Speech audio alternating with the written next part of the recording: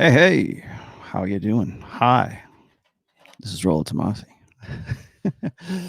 Hey guys, today's going to be a deep dive. I'm not going to lie to you. This is going to be an interesting one, to say the least. Let me go and mute this really quickly. There we go. And now we are ready to perform our duties. Just a couple of quick things before we get started today, though. As you guys are probably already aware, if you aren't, then I'm going to tell you we are doing an event in Las Vegas. Rule Zero is doing an event. I will be there. Richard Cooper, Ryan Stone, and Troy Francis, and of course John from Modern Life Dating. Us five, the core group. Us. This is us. We're going to be doing a one-day. I'm gonna call it a seminar. It's really kind of a gathering. I've always wanted to describe what I do, or what I do, anybody does, in this sphere. I won't call it what people want me to call it. Just call it the sphere for right now. The men's interests sphere. The interesting part about this is I've always tried to say, hey, we need to have a Red Pill Summit. We always need to have a TED Talk, really. I can remember seeing the first TED Talks and thinking what a brilliant idea those are. I think it's interesting that we as a society, at least in Western society, suddenly take sort of getting up on a soapbox, so to speak, in a digital sense. And I don't know, some people pontificate, other people just simply relate information. But I think TEDx has kind of like ruined itself, or ruined any real credibility that TED Talks really had. But I do like the format. I think the format was really good. So, and there's definitely people who want to do that. So with as much gravitas as I have, I would say that we're going to try to go for a TED Talk for men, or a TED Talk, a Red Pill TED Talk. It's going to be a one-day thing. This is our first time doing this. I've never done anything like this. John has organized a few events. Rich has done a few things, I think, but like not in this sphere, not in this capacity. So, and I know Ryan hasn't, I know I haven't, I know Troy hasn't. So we're kind of flying by the seat of our pants here. If you didn't catch the episode of Rule Zero yesterday, we made the big announcement, and so it's going to be in Las Vegas.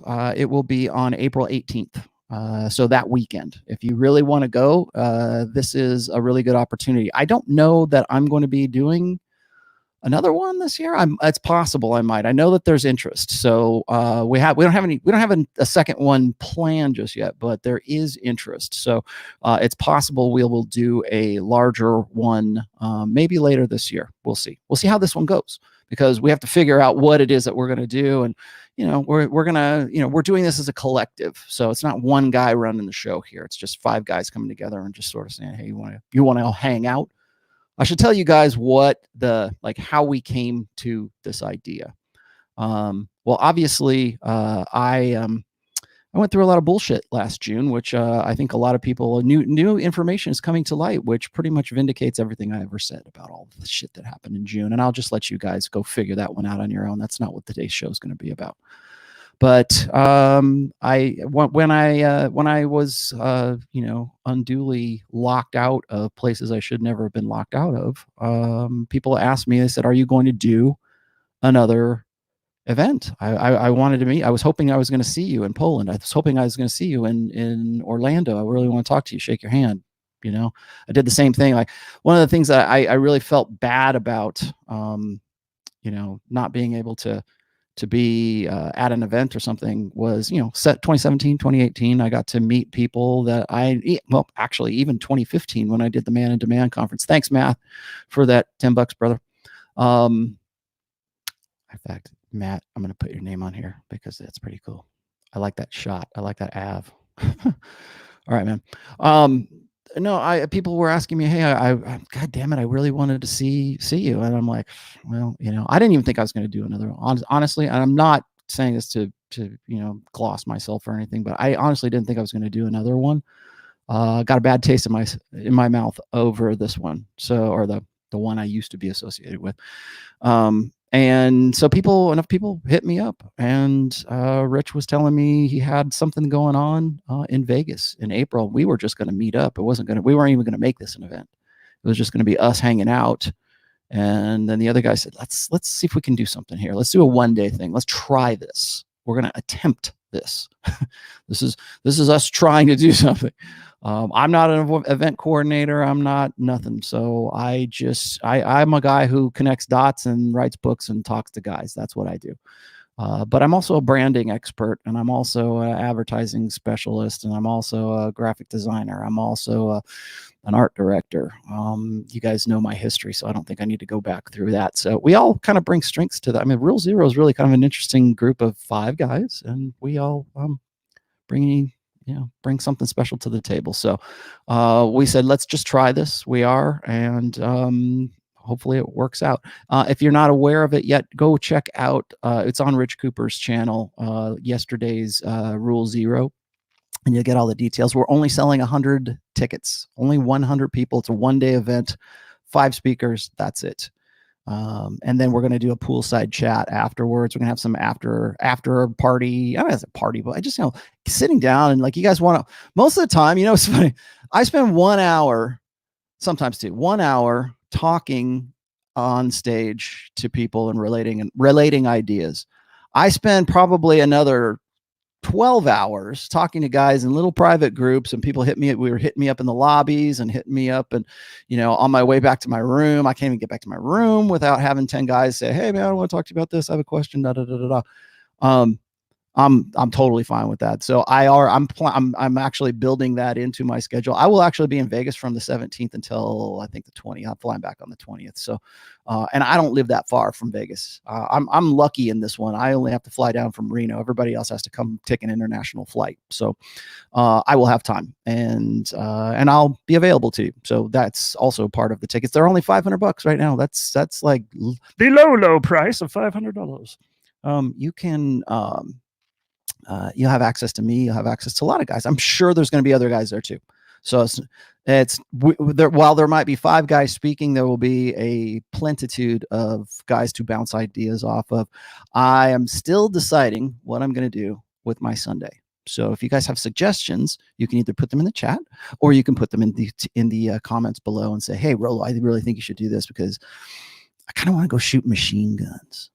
There's a machine gun place in Vegas. Rich, I think, wants to go fly World War II, like P-51 Mustangs or something. I know they have that there too. There's a lot of cool things, a lot of fun, dude things to do in Vegas. I mean, besides the obvious, go gamble. I should do. I think probably on Saturday night, I'm probably going to go throw dice. So if you guys want to come to the craps tables with me on Saturday evening after the pool social, then we're in. I don't know what I'm going to do with my Sunday. Friday, I will have one special thing. Watch my Twitter, watch my blog, watch my Patreon. It'll be open to Patreon members, but I'm going to do something special on Friday for people who, want to show up and want to just hang out on Friday. So watch that. I don't know if it's going to be an upgrade or whatever. I don't really, honestly, I don't really care. I'm just glad that you guys are there. So we'll see how it works out. Only 100 attendees, and it is 500. So I have 20 tickets to sell, and I will tell you this right now, I've already sold 9 of my tickets. So I would suspect that by Tuesday I won't have any more to give you guys to sell. So we're not doing this to make a ton of money. We're just doing this because we're trying something out. We want to see if we can make a bigger one in the future. So this is our test. So be a part of it, man. It's going to be cool. It's going to be fun, man. It's going to be really cool. And you'll see me in my home state too, right? Ryan Newby says, signed up for the Vegas show. Rollo, super stoked to see all of you guys live and in the flesh. Thanks for doing the work. Yeah, we're going to be videoing a good portion of this as well. So I don't know how we're going to work out what we're going to do with the video, but I'm already in discussions with 2 guys who are videographers and producers and stuff like that. So we'll probably make it available eventually, but just being there is the fun part. And it's Vegas. Come on, man, it's Vegas. Going on a second date today. Any tips? I kind of like this girl. Once again, M. Mosi. I will answer your questions if they are off topic. This is the rules of my show. If you have an off topic question, I will get to them in the last 20 or 30 minutes of the show. If you are on topic, I might answer your question right away. So there you go. I'm going to have Rich Cooper on today too. He said he's going to be about half an hour late because he's doing something else. That's totally fine with me. I'll give you an idea as to why I'm doing today's show about love concepts. This is a show I've been meaning to do for a while. Sterling, thanks for that $22, man. $22, not just 20. Thanks always for your work. Read all 3 Rational Male books, and you helped me save my own life. Thanks, man. So Sterling, come to Vegas, man. Come hang out. Come and hang out. Come meet me. Let's talk. Let's hang out. Rich Cooper always says, "Do the work." Yep, he does. That's his thing. We all have our quotes. Escalation tips to move for just met to bed. Okay, that's game tips, brother. I will get to you, Michael. I will get to you later on. Sammy, can you please can you grab those 2 and put them in the chat? I know Sambot is in there today, and I've got who else do I have in the commentariat today? Nothing. Okay. All right. So here we go. So today's topic actually was inspired by Rich was talking about this on a show. I think we'll probably do I don't want to call it a takedown video, but he did a video about what I've always said about different concepts of love between men and women, and our difference in approach to when we're talking about love. Now, I want to start here by giving you guys a warning. Okay. Whenever I talk about love, what do you got? Okay, great. There you go. Thanks. There you got your thing. So whenever I talk about love, it's really hard for a lot of guys to accept. I think this is one of the most difficult concepts for men to accept. When you become red pill aware, when you read my book, when you get into the sphere, even if I don't care where you start, if you started as an MRA, if you got, a lot of guys have that sort of traumatic first start into becoming red pill aware. It's not like we advertise. It's not like we try to go out and recruit. And this is one thing that a lot of, I'm going to pop myself up here. A lot of mainstream writers, social justice writers, always get wrong, and I think deliberately wrong, is that the red pill, the manosphere, whatever you want to call it. I'm trying to lean away from those. I'm just going to call it the sphere from now on, just so people, the community. I actually should go back to the old way of calling it. We just used to call it the men's community, and that's where we're at right now. So I'm just going to call it that for the sphere or whatever, just for sake of reference. But you guys know what I'm talking about. But we don't advertise. We don't go out there and go, "Hey, dude, hey, do you have excuse me, sir, do you have 5 minutes to talk about our Lord and Savior, Rollo Tomassi? Do you have, well, let me explain to you why, hypergamy is a thing, and why love concepts are this, and the soulmate myth is a bullshit, fantasy." We don't do that. People usually come to us. They find me through a search engine, through their friends, through whatever. Yeah, Hillbilly Rollo might show up today. Sorry, when winter comes around and I get on my sled, I turn into a sled neck, and so that's where all that comes from. We don't recruit. We don't go looking for guys to sort of radicalize. It's not like I think a lot of social justice writers today, they're becoming aware of the sphere. They're becoming aware of this loose aggregate of guys, whether that's MRAs, MGTOWs, PUAs, and those are the 3 that they can easily understand. So those are the terms that they use. But there's much more to the red pill than just those little factions. And I think that that even some of those, certainly PUA is not what anybody thinks PUA is anymore. MRAs are a dying breed right now, and good riddance, to be honest. I think the men's rights movement, for the little good that it has done, has only served as a springboard for mostly anti-feminist feminists. So that's a topic for another show. I actually ought to go into what my stance is on a lot of this factionalization. I think that a lot of the information that they advocate for or whatever, I think they get a lot right. Same thing with MGTOWs. They get a lot right. PUAs get a lot right, but there's also parts that I do not agree with, or I think are, I mean, maybe they're misguided is a better term to use. But we don't go looking for guys. We're not ISIS, right? We don't go, hey kid, come over here. We have wives for you. All you got to do is, blow yourself up. They want to pretend as if like this secret misogynist society exists out there, and we're trying to get like suicide bombers or something to go and blow up, curves, curves, all female gym. That's the misperception, the deliberate misperception. But what happens is most guys do find this space, and they do so mostly at a point of trauma or a point of crisis. What they've been doing isn't working. And so they find the sphere, they find me, they find Rich, they find whoever, maybe Royce, maybe Roosh, whoever. They find people, and then they go from there, and they dig in a little bit deeper. I've had people say, hey, I found you through Rich Cooper, or they'll say, I found Rich Cooper through you. However it happens, right? The information is out there. I've been doing this for actually almost 20 years right now.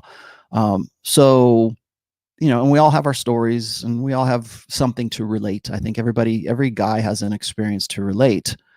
But when a guy comes into the sphere, he's still clinging to a lot. Usually he's still clinging to a lot of his old misperceptions. He's still very blue pill conditioned, wants very desperately for the red pill and red pill awareness to fit into that blue pill perspective. And part of that, and one of the most difficult aspects of really coming to terms with the red pill and internalizing that information, and eventually, hopefully, once you've crossed the abyss, living a better life, finding a way to use the tool set that the red pill is to help you, build a new life, because that's what you're really doing. Again, the reason why I equate unplugging with the 5 stages of unplugging are actually the 5 stages of grief, because you're mourning the loss of that old person that you used to be. Part of that blue pill conditioning that guys really desperately want to hang on to is their misconception about love. And this is a really tough topic to relate to guys. When while I am writing book 4, I have to include a lot of work. There's an entire chapter that is dedicated to love, because love is something that every guy wants, every woman wants to some degree. And we tend to we look at love from an emotional perspective, but we also look at it from a spiritual perspective. We imbue love with like this esoteric, metaphysical importance. So it's not like love is so important, particularly to blue pill conditioning. Love is so important to that conditioning, because that love, that desire for love, that desire for intimacy, acceptance, a man and a woman, a mother and a child, a father and a son.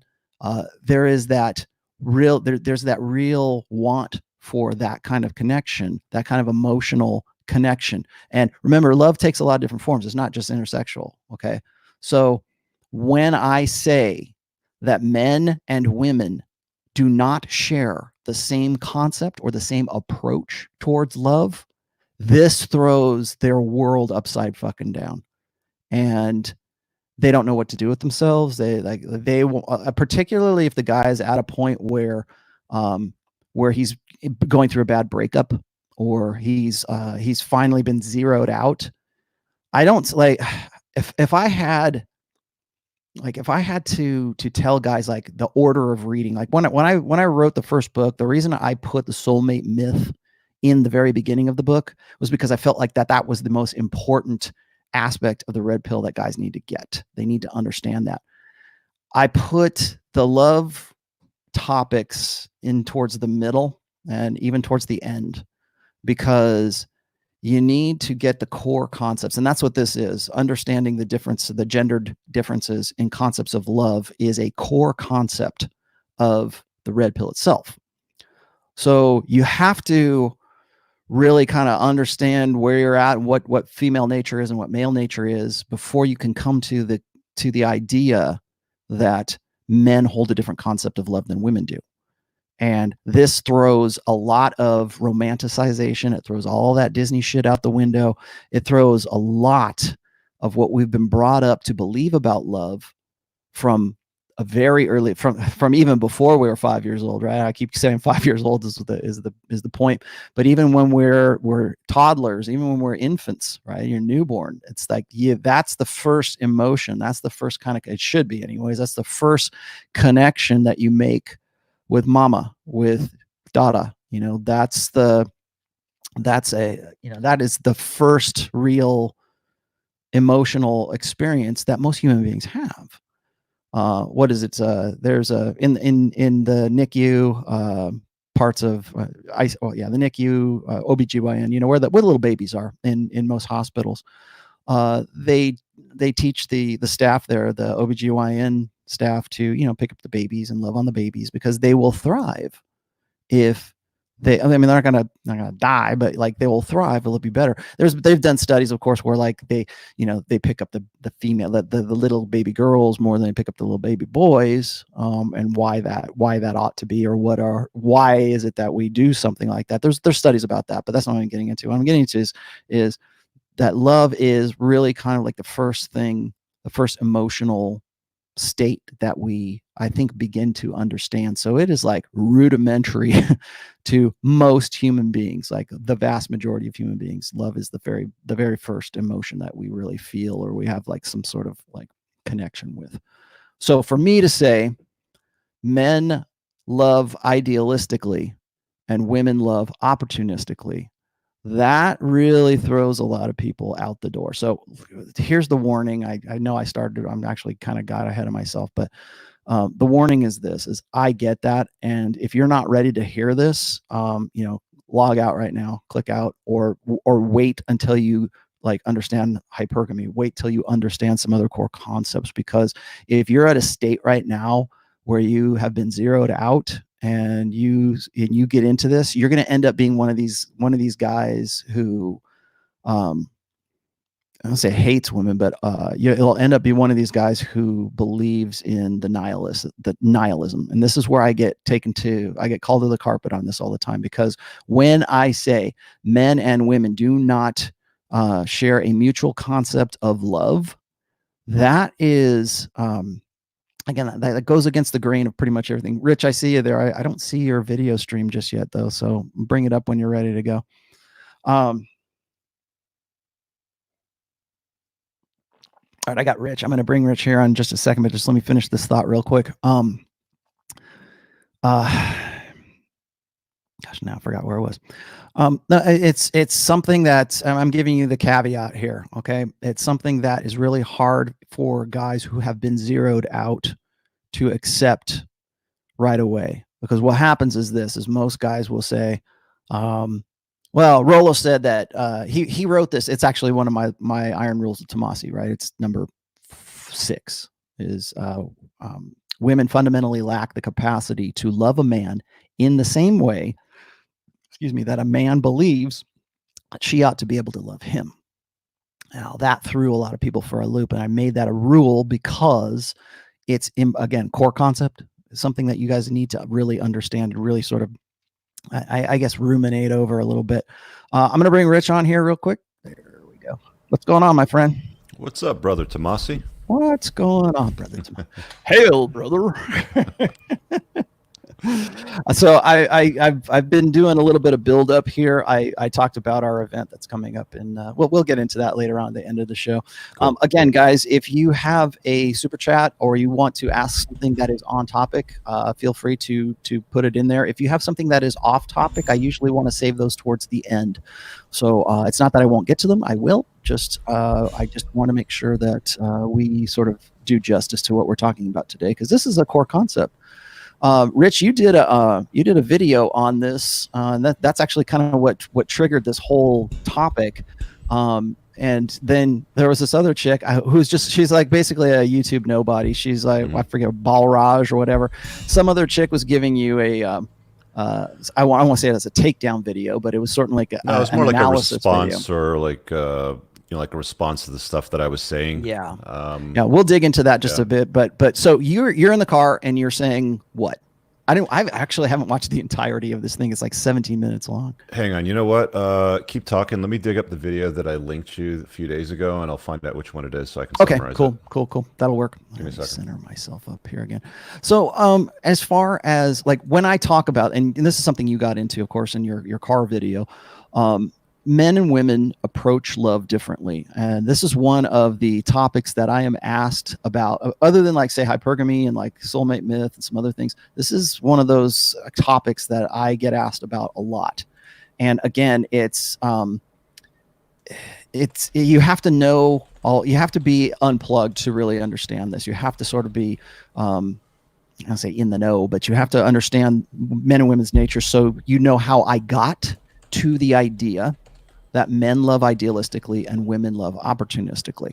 And we'll discuss that here today, but that's why this is important. This is important for you to grasp this, because a lot of what I think the difficulties or the conflicts that happen, intersexual conflicts that happen between men and women, most of them, the root of those lies in this misunderstanding, because we're taught, even women are taught this too.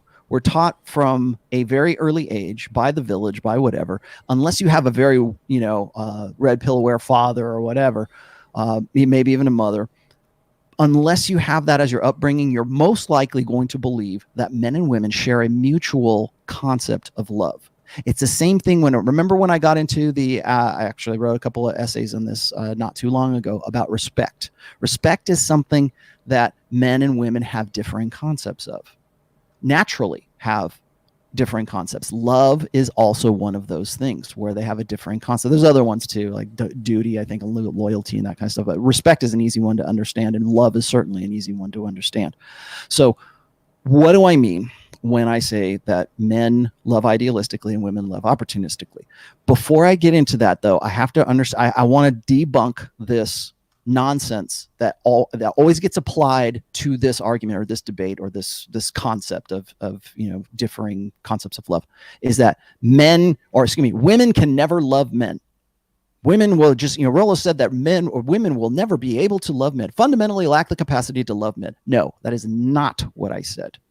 In fact, I'll read it to you later from the Iron Rules of Tomassi.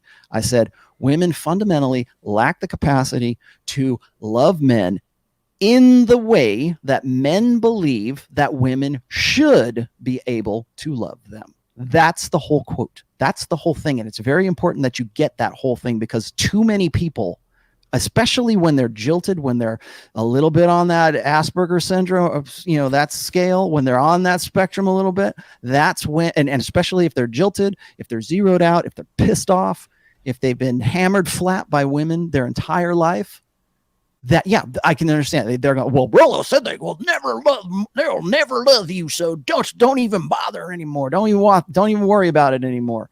MGTOW. Rollo said they can't love me, so MGTOW. No, that is not what I said.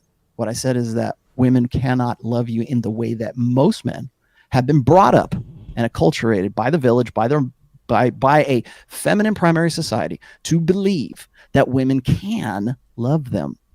Because we have differing concepts. Men tend to be idealists. Men tend to be fundamentally interested in things. This is from Steven Pinker's Gender Differences, okay, just so you know.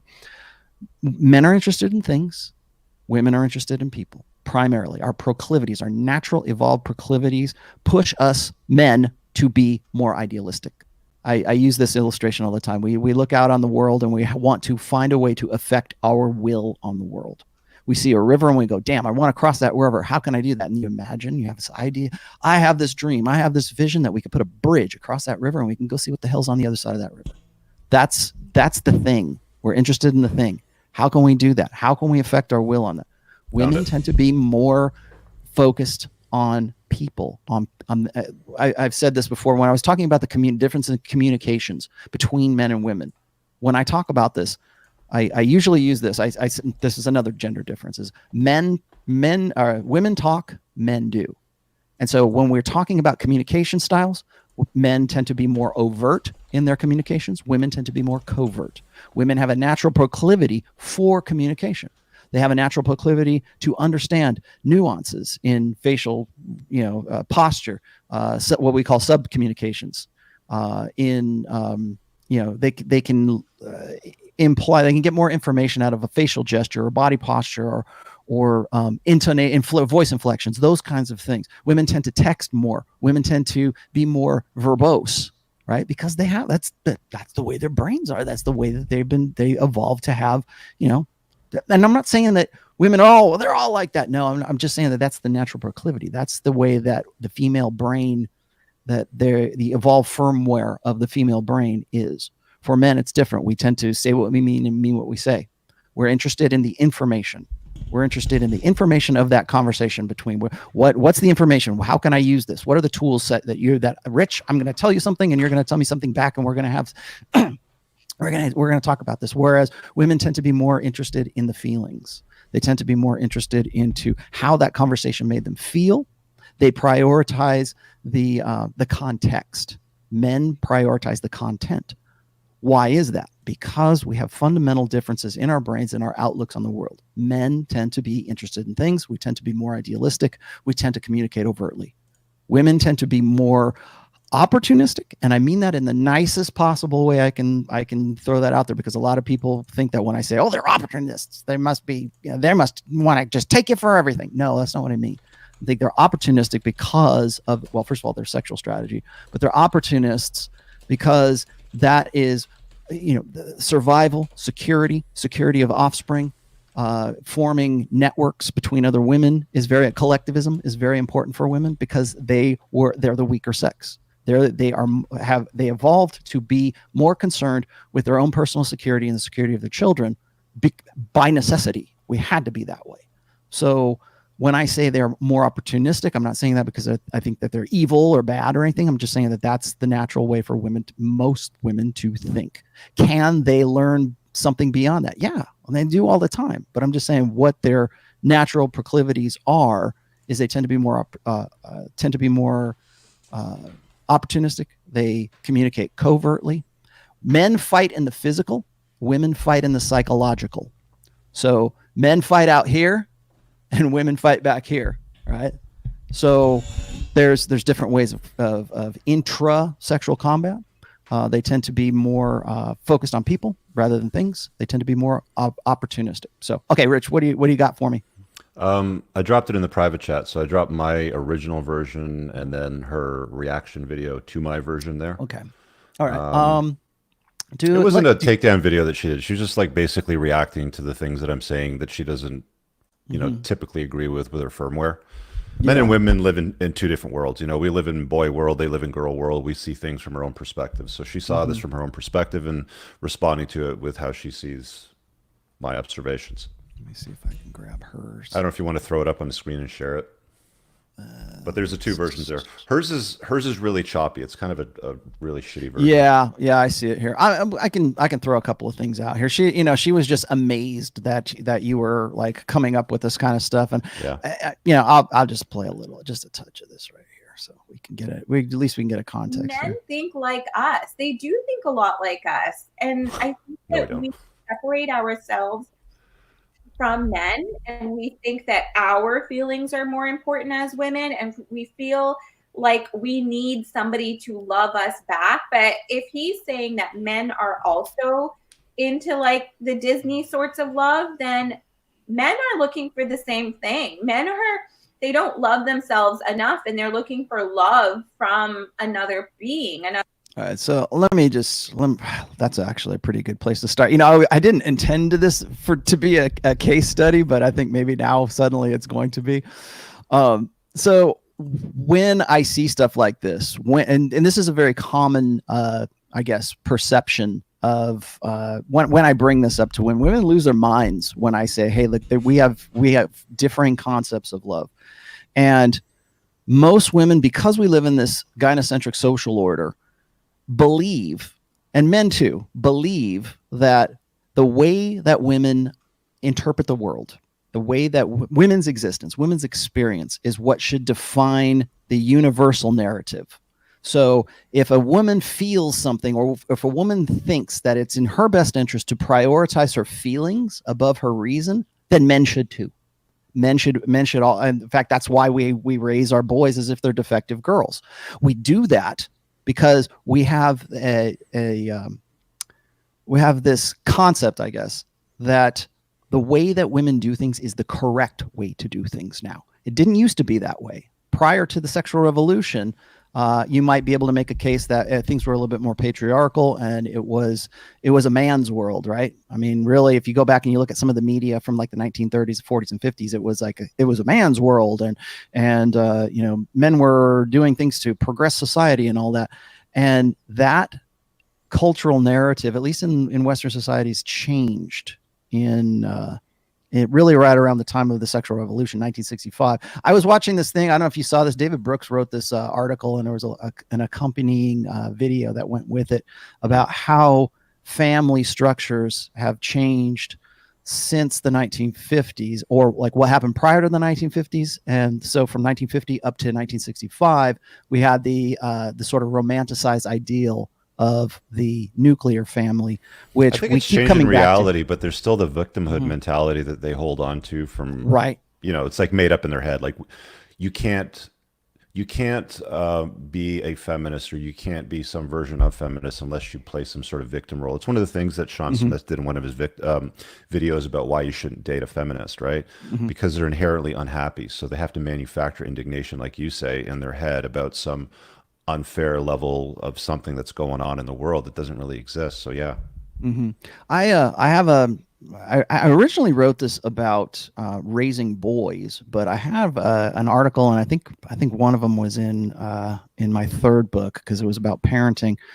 But again, the reason why we say that we're raising boys as if they're defective girls is because of this feminine correct social order that we're in right now. So when I just read an article, and I'm sure you've read these articles too, where they criticize men for not having friends, like when they get to be 45, or the reason why, like we know statistically that men are committing suicide at least 3 to at least 5 times the rate of women, and they're successful at it. Like, well, women attempt it more. Well, that doesn't say anything. Okay.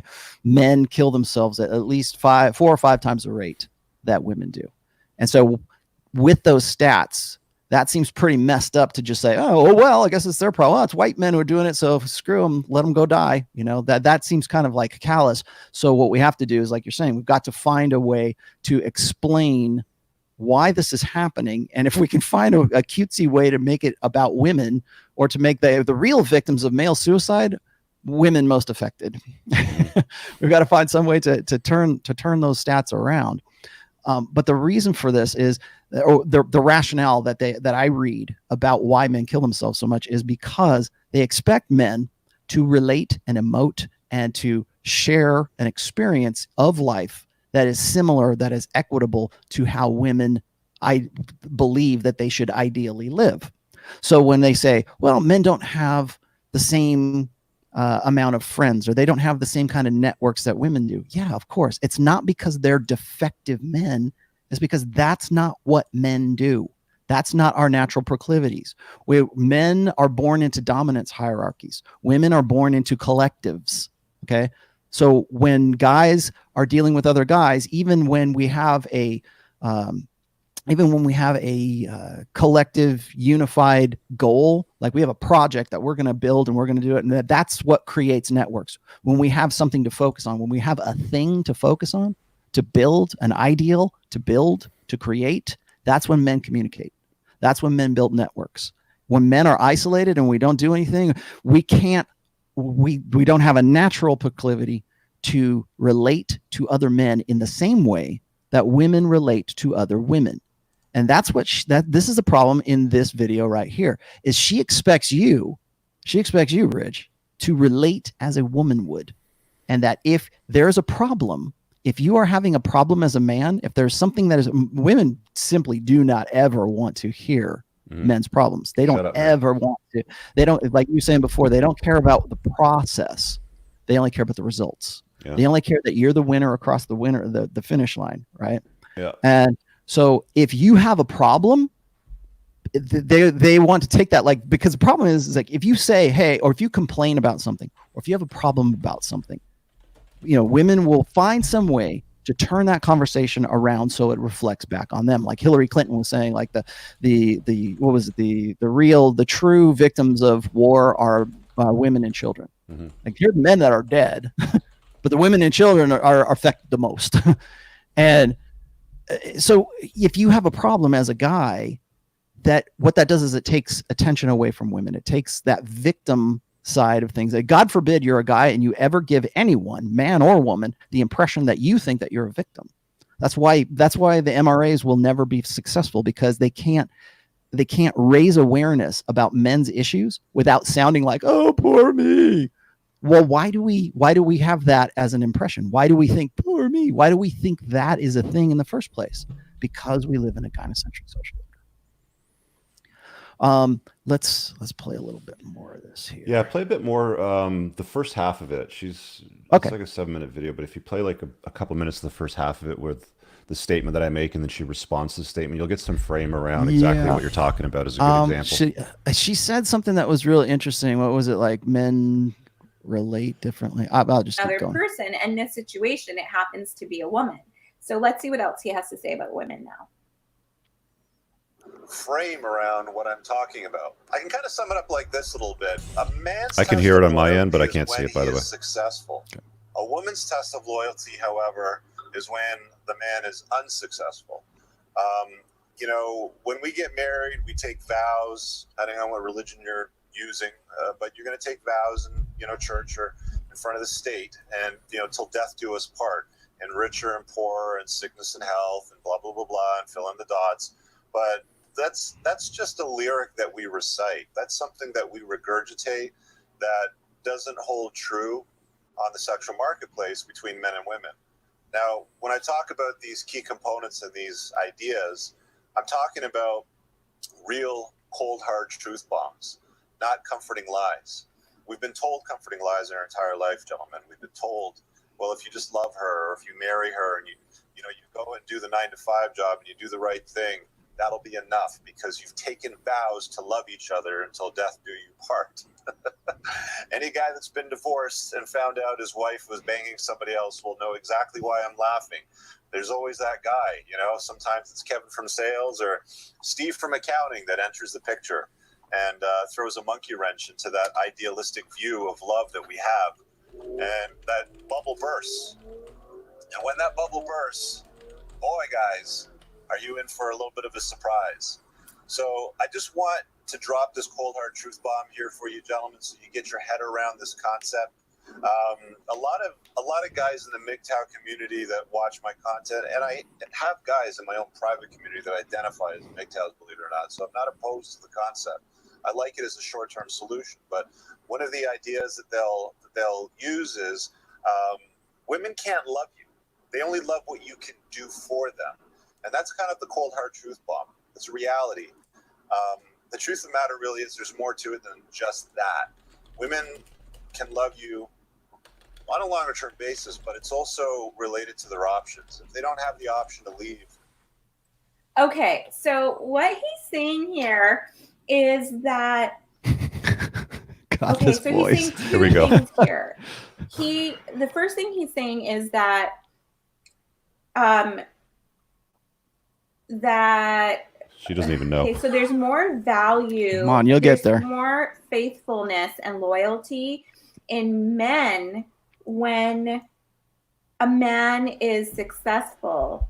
But the test of loyalty for women is when a man is unsuccessful. And then he goes on to say that women will cheat on you if they see you as unsuccessful, whereas men will cheat. No. And I'm just going to use cheat because he used an example of cheating, whereas men will cheat when men are successful.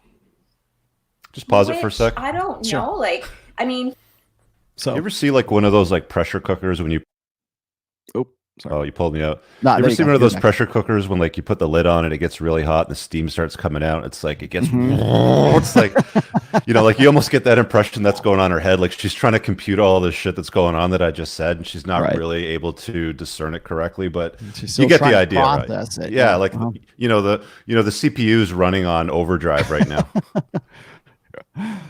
Yeah, she. I think what's funny is she has to find some way to force fit what you're talking about into what she can understand, because when and this is a really good.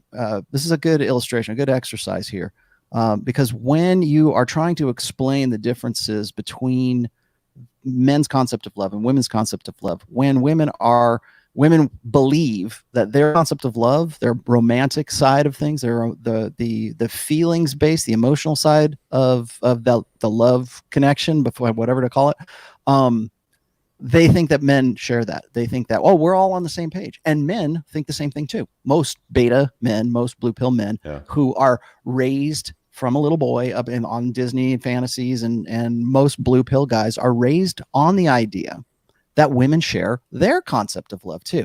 So when I say women fundamentally lack the capacity to love a man in the same way that a man believes she should be capable of loving him, that's what I'm talking about.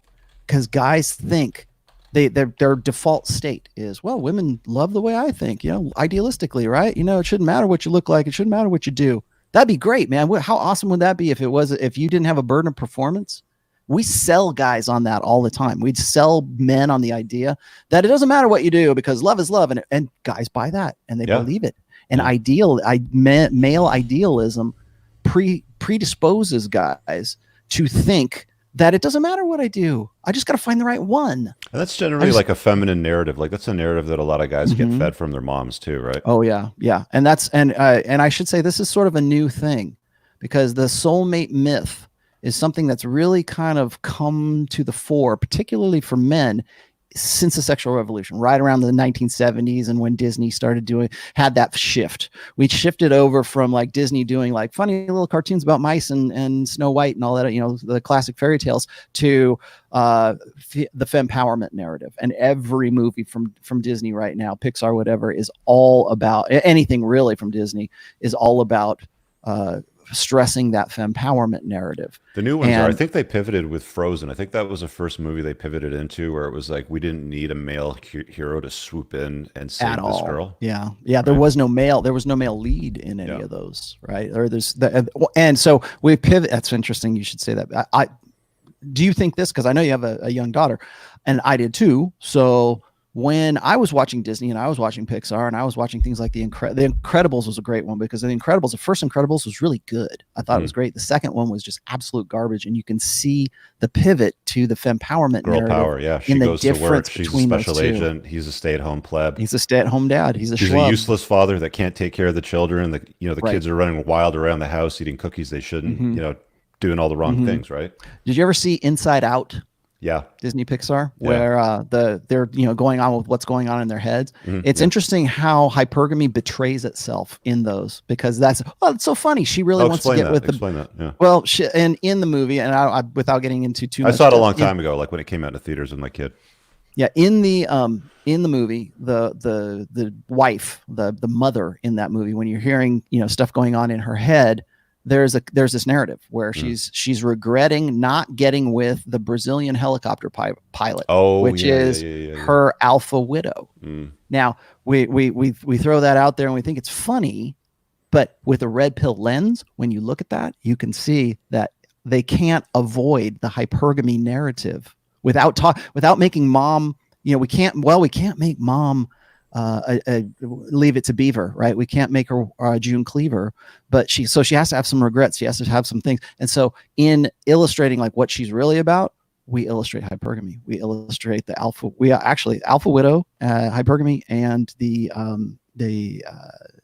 war brides dynamic, all in that same. And we can't get away from that. But we think it's funny. We laugh at it, ha ha ha. But we don't like. I think guys are starting to become a little bit more aware of that. But that's what I mean. Like when we talk about those things, we talk about how men have this idealism it's in some ways, and I've written a lot about male idealism. In some ways, it's the best thing that men have as part of our nature, and in some ways, it's the worst part. And I know that, and you know how I know that. But so the idealism that helps us build giant cathedrals, Notre Dame, to God, is the same idealism that gets us into trouble, believing that women can love us in the same way that we think, like, well, love should matter just for the sake of love. And and women will buy into that. They'll say, oh yeah, sure it should, but they don't live that. They don't really understand what that entails, because men should just love me for being me, right? When we talk about like fat acceptance and all of the barriers and the filters that women have to, and we, God forbid we ever even mention any of the standards that a man might have for a woman, but that in a way that's almost like sort of Pollyanna idealism for women, is to believe that men should love women unconditionally, no matter whether they're fat, they're skinny, whatever. Just you just love me for the way I am, kind of thing. You know what really struck a chord with me? I mean, we both met Ross Jeffries a few years ago. That was his name, right? Yes. Yeah. So 2017. I wasn't too like keen on the guy at the time, but I saw an older video a few months ago from the early 90s or maybe late 80s where he was on a talk show with a feminist and an MRA, and he was like a PUA at the time. Yeah, it was old.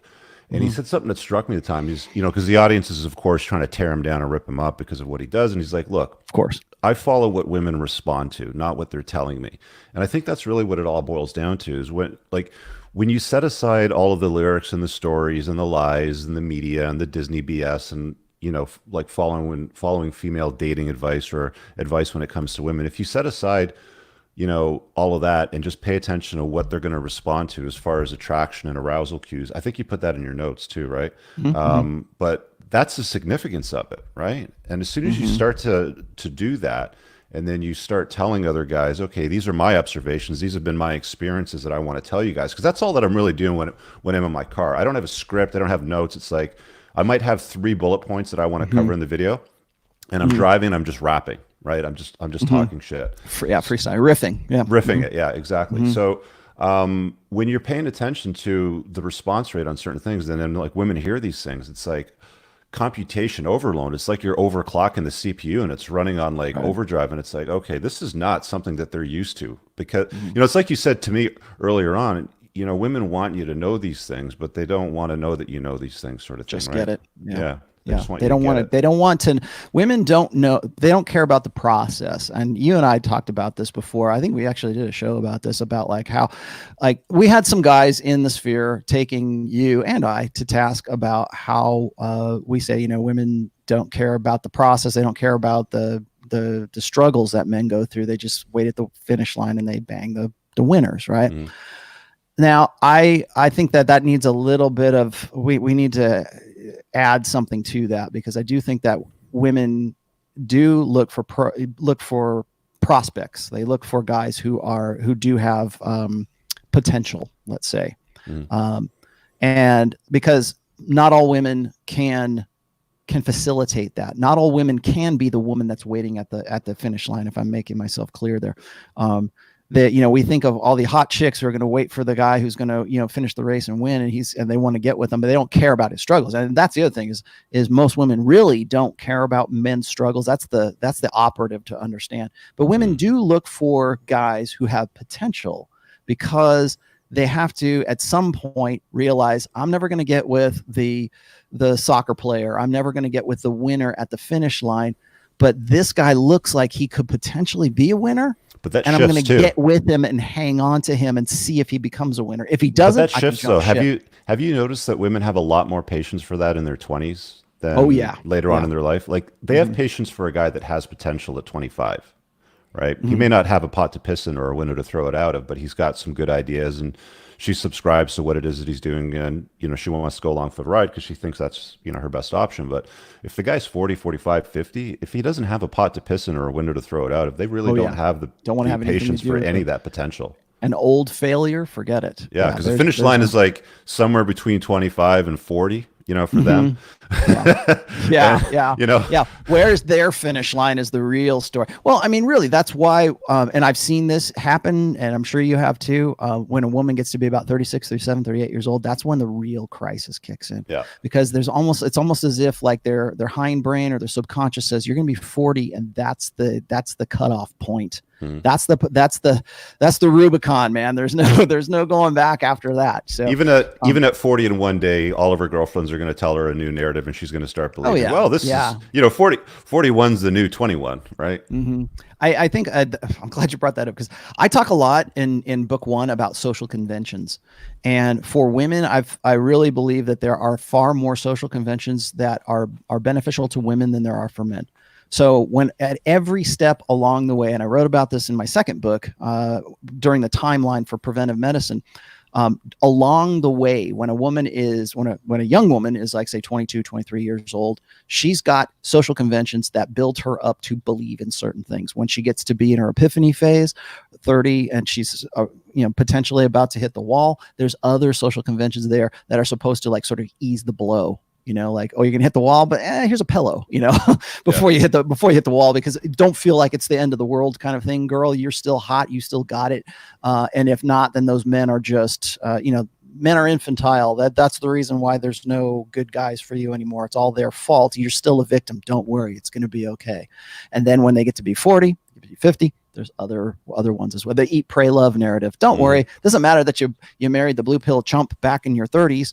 You can just divorce him, get cash and prizes, go to Jamaica, have sex with whoever you want to, and live the eat, pray, love lifestyle. So then there's a divorce part. There's all along the way, there's social conventions that keep women locked into that. Very few of them ever get out of it. Very few. So let's continue a little bit more with this one. This is kind of interesting. He's got a lot of coaching clients, right? So he's obviously put some data and stats together, but it makes a little bit of sense. I mean, when you're not happy, if you're not happy within yourself and you're looking at your spouse for happiness, and your spouse can't take care of you, then you're going to feel entitled to go out and cheat, and you're going to justify it, even if it's wrong. It is wrong. Cheating is wrong because you're lying to somebody, and lying to anybody is wrong, right? So because she's never lied to anybody, right? Let's slow that. Hold on. Let's hit that down. Okay, so here's you want another example? This is one of my favorite ones. Cheating is wrong. I've got a moral compass. Let me show it to you. Yeah. Do you notice this? That cheating is wrong because it's lying to another person. That's her. It's only wrong when you're lying to her. But here's the thing. Cheating is not wrong because you're potentially going to become pregnant with some other guy's baby and having sex with that other guy when your commitment and the deal is that you're only to forsake all others. Why does that exist? It's not. Yeah. Okay. So I'm not saying that lying to another person's right. I'm just saying that notice the difference in opinion there. Like if I'm going to say, well, if somebody said to me, why is cheating wrong, Rich? Is it because of, it's wrong to lie to somebody, or is your head going to go, yeah, it's wrong because that woman, if the woman cheats on the guy, it opens that woman up, or opens that guy up to cuckoldry. That's where my head goes when it's why is cheating wrong? Okay, there's the lying element, there's the dishonesty. I got it. But there's also the practical that's associated with something like lying. You can lie to your spouse all the time. That's not right to do that. Cheating on that spouse also entails the potential for you getting cuckolded, and then more lies, and then more deceptions, and then you build a life based on those deceptions. Yeah. I think that's funny to see where a woman's mind goes. Like, how does a woman rationalize the moral crisis of cheating? It's the lying, not the actual cheating itself. Because I know you've seen this, because I've tweeted about this. Like, if you go and you look for these women who are on Twitter or on these, sometimes they're on Reddit, whatever. There's actually forums dedicated on Reddit, dedicated to helping women facilitate the cuckolding of that other guy, of cheating on that other guy. That's not and wrong. it's not wrong because it's dishonest. It's wrong, or it's not wrong because it's cuckolding that guy because we all believe in the cult of the child, right? It should just be whatever whatever in the kid's best interest. No, it's about the dishonesty side of it too. Like which side is it? So for women, having a kid with an alpha male out of wedlock and turning and through deception, through cuckoldry, through whatever. I talked about this on my last week's show. What's the moral imperative here? Is it that she could cuckold this guy, or is it that she lied? And maybe it's both, but keep going. She's on a tangent on this one. All right, let's go. If we listen to him with compassion and get something out of what he's saying, it's basically, that it makes sense. Whereas, so women, so that's what he's saying about women. Whereas men, when their ego gets bigger because they're successful, let's say they're making more money, that's when they're going to go out and cheat. So that is also a form of entitlement. And that, to me, it feels really there. All right, stop there really quickly because I want to say something about that misnomer. Okay, that entitlement. So what she's doing here is she's trying to draw parallels.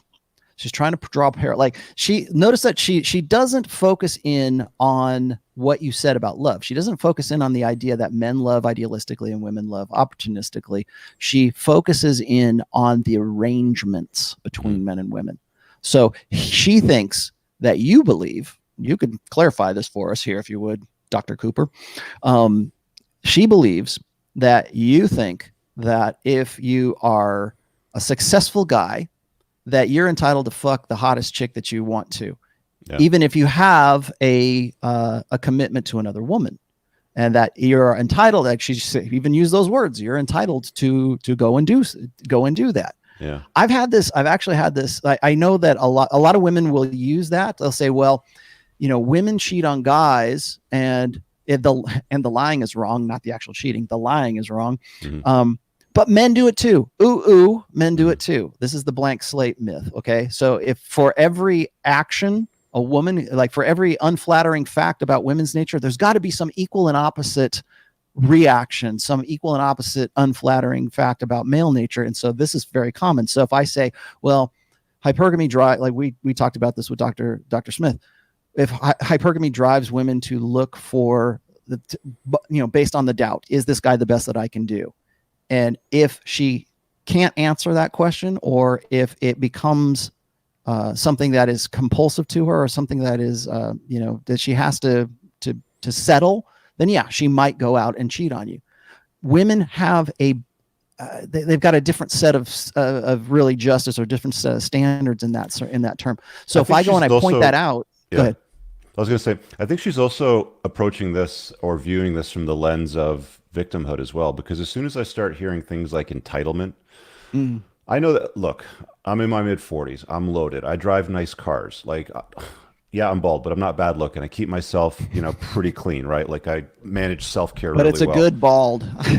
Thank you. But, we got this chick, and I've watched, a couple of other clips on the channel, and she's doing videos about her son doing a Taco Bell test for some bullshit fucking new sandwich or something like that. Yeah. And it's like, along comes this guy that says that, a man's test of loyalty is when he's successful, and a woman's test of loyalty is when a man is unsuccessful.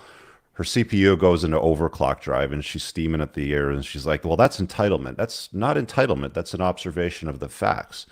But they won't ever see it from that perspective, because for the most part, she's going to take it from the female primary social order that you so eloquently, described in your first book, with the victim mindset, right? And that's what I'm seeing her start to lean into. She's not saying that my observations are wrong or right, but she's just throwing on the girl world lens and going, well, that's entitlement, right? And then she's carrying on from there. Yeah, when I wrote, this is in the first book, actually it's at the end of the first book, which is The Bitter Taste of the Red Pill. And what happens is when women are exposed to red pill awareness, when they are presented with an irrefutable fact or an irrefutable part of women's basic nature, they look for ways to even it out, to balance the scales, so to speak. And so it's like one of the reasons I think why Christianity is such a an easy sell for most, particularly modern women right now, is because it's like, part of scripture is don't talk about the mote in you don't be a critic, right? Don't talk about the mote in the eye of someone else while you have a plank in yours, kind of thing. Like what's good for the goose is good for the gander. And we try to apply that logic to intersexual dynamics. We say, well, if there's something that's bad for women, then there's got to be something that's bad for men as well. And that's that all women will do this. People keep asking me, I'm looking in the chat here, people are saying, well, why are we focusing on this dumb bitch? She's only got like, 218 followers, whatever. Here, because there's a lesson here. This is an illustration. Yes. This is actually a teachable moment. It's a workshop. It's a mini workshop. Yes, exactly. So that's the equal and opposite reaction is a myth, because men and women are different. We have different mating strategies. We have different natural proclivities. We are different individuals. There's more that separates us. There's more that makes us different than there is things that make us alike. And there are many things that make us alike. So I'm not going to say there aren't. Really quick, what is this? Leo. Once you assimilate the red pill and know all the unflattering truth, how do you get back to being able to feel love for a woman? Good question. We'll get to that here in just a minute. I'm 23 and actively practice game. And the more I learn, more I become disgusted and nihilistic. Okay, this is a very common. Actually, let's handle this right now. That's like the rage part, right? You get mad. This is part of the 5 stages of unplugging. Actually, this is almost like despair. Like you can't believe that this stuff is true. And now, what do I do with this information? How do I ever go back to believing that a woman can love? Like people ask me all the time, Rollo, after all of this, how can you possibly be married to your wife for almost 24 years? How can you actually believe that men and women can fall in love with each other when men's concept is different from women's concept? I'll talk about that here in a second. I've actually written several articles about how male idealism coincides with women's opportunism. So I will get to that, but let's continue with this really quickly here. There's this disconnect there, because women will cheat if they feel like they're not taken care of and they feel entitled, and men will cheat as long as they're being taken care of and they feel warm and comfortable and good. But all of a sudden you give them a whole bunch of power, whether they get it externally from work or they're an entrepreneur and they just make a shit ton of money. That's what entitles them. Okay, that right there, that the idea of an entitlement is exactly what I was talking about with the back and forth. Like there's got to be an equal and opposite reaction. That's true. But the other part of this is that this is the apex fallacy. So there's this belief that once, and she's just vocalizing this right now, that once a man reaches a certain level of status, that he's going to divorce his wife and he's going to go take up with his trophy wife, or he's going to fuck his secretary. Then what happens is the reason why this is such a fear and this is so stressful for women is because it represents a loss of what they believe is what I call relational equity.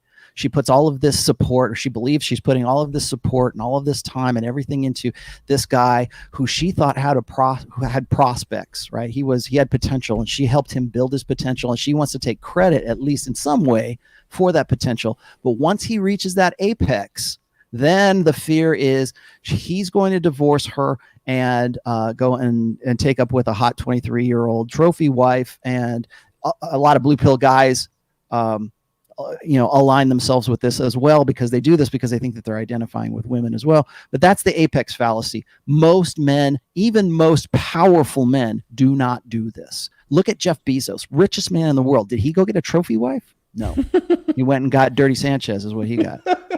He went after it, right? Because that's his mindset. So you can't say that this is like, women love this because they, in the same way that guys want to say that, or MGTOW guys mostly want to say, why bother doing anything? She's just going to cheat on me. There's no point in doing any of this. Women can't love you.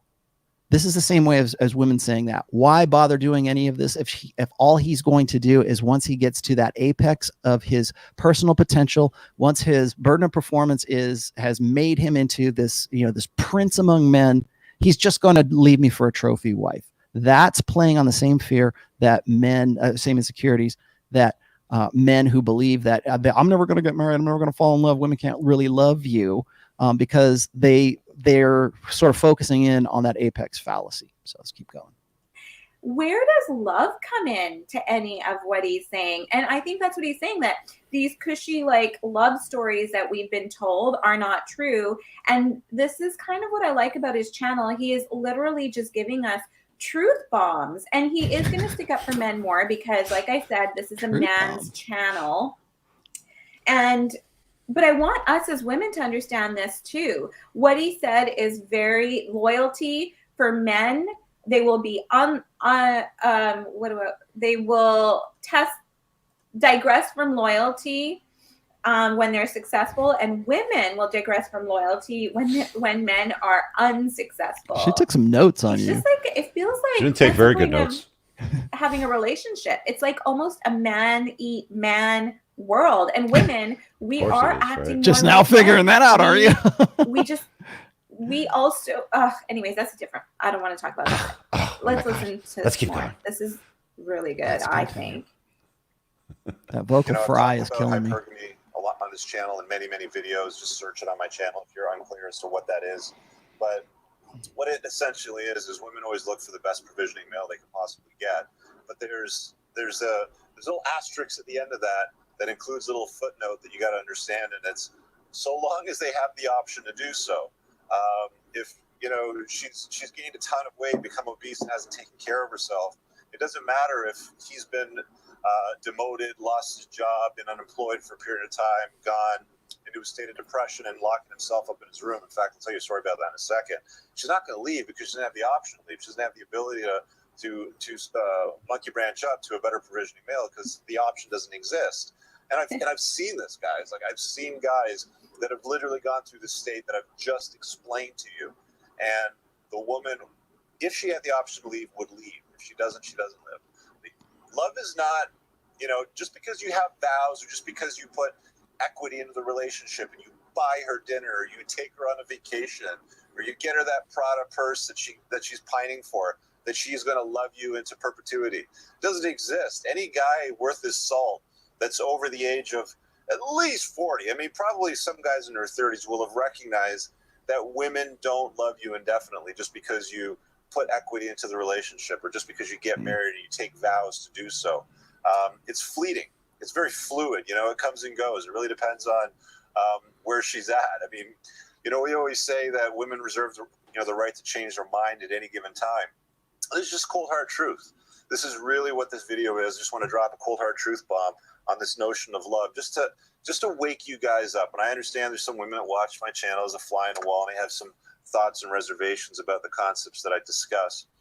Guys, if a bomber's getting flack, it's because it's over the target. And you're getting it in the comments, right? That's when I get flack, is when I'm over the target. So just consider that. Do me a favor, hit the like. So, he's arrogant. There's some, but then, you know what, though? I shouldn't call him arrogant either, because I've seen one of his shows. Sorry, Balraj, you're not my type. Videos where women are not nice to him. They take offense to what he's saying, and then they attack him as a male. And then I've even heard, like, some women have even attacked, I think he has a daughter or something like that, which, you know what? We have to stop doing that, because, again, that just proves him right. And that's why he's laughing. So it is a little bit of arrogance, but he's right. So, all right, going back before I end this vlog, blog, I don't even know what they're called anymore. What I want to say is, he talks about, so what he's saying is that women's looks are okay, so the way we look and how skinny or fat we are, our beauty is going to dictate whether we leave a man and we climb the ladder. And he calls that hypergamy, that we're always going to ladder up. We're always going to... Always. It always happens 100% of the time. Who makes more money. Actually, I think on his channel, he mainly just says hypergamy is like the guy who basically makes more money, or it depends on your age. The guy that will give you children if you're in that age bracket.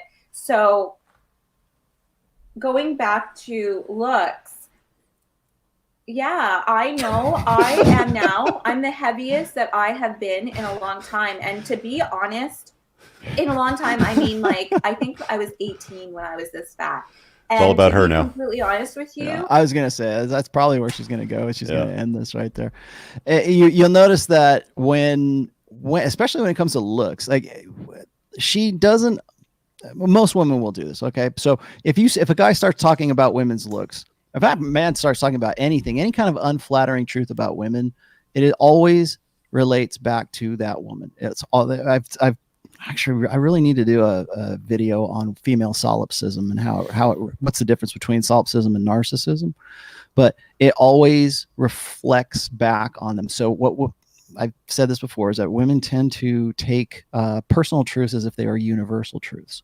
Also vice versa. So if somebody says, if you say this is a universal truth about women, they will take their personal experience and they will turn it around and try to convince you, like, well, as a woman, I have experienced this, and so therefore, because what I've experienced means that everything else is that's the universal constant. Yeah, and that right there is I always see that as sort of it never fails. It really never fails. You seeing it right here with her. Do you want me to keep going on this? It's up to you.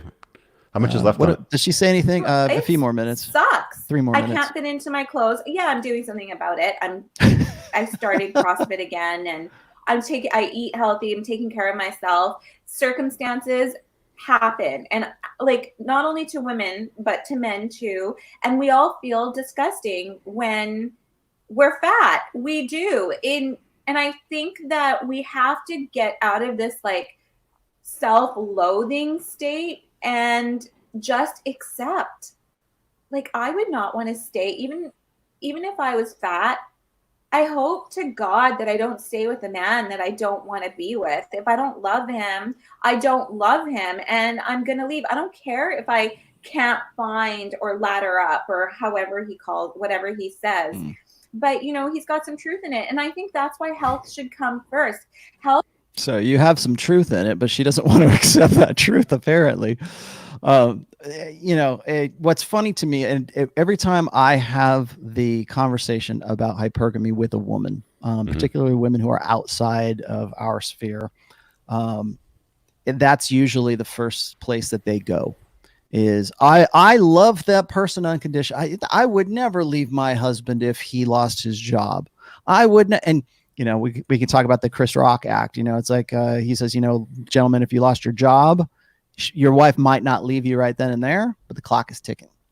And so after a while, like, and I've said this before, and I think guys really kind of need to accept this as well. And I think most guys do. But like, if I turned into some jobless alcoholic schmuck who, you know, had no ambition in life and didn't, you know, take care of my business or whatever, I would, you know, from where I'm at right now, I would say this about myself. I said, yeah, my wife has every right to go and leave me for something like that, because I am not living up to what my potential is, but also what my burden of performance is. So yes, I mean, the same thing. But here's the thing. I can say that about myself.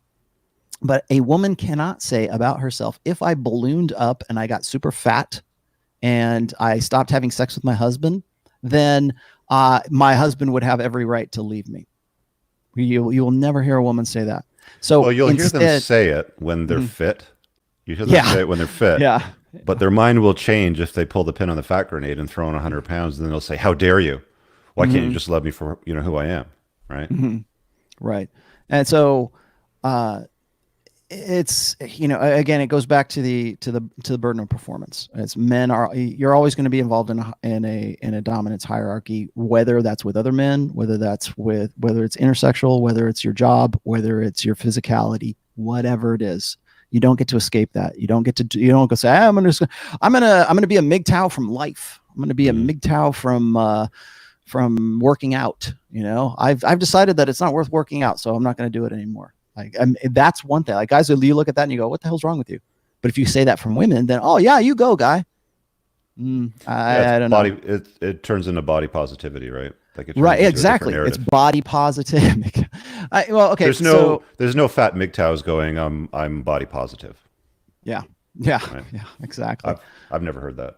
Let me finish up here. She's Health almost should done. come before love. You need, when you feel good and you feel healthy and you're eating like fruits, vegetable, yogurt, all that healthy stuff. I'm telling you, I feel so much better now, beginning of 2020, than I did in any of 2019. Is this like a personal profile? It causes illness. I have a feeling she's single and she's shopping. It was. I'm not sure I know I was just. I was overworked, overstressed. It doesn't matter. It's over. That is not my story anymore. So. Yeah, stop telling yourself that story about why you're fat and keep yourself. And sometimes we use victimization as a little cubby to stay in our comfort zone. Get out of the comfort zone. If you're not laddering up or using hypergamy, different, to get out of a situation, look at what he's saying as a positive. Get out of the situation that you need to get out of. And the first step is go to the gym, go for a walk. If you don't want to go to the gym, I get it. It's intimidating. Go outside, put your runners on, go for a 20-minute walk, feel better.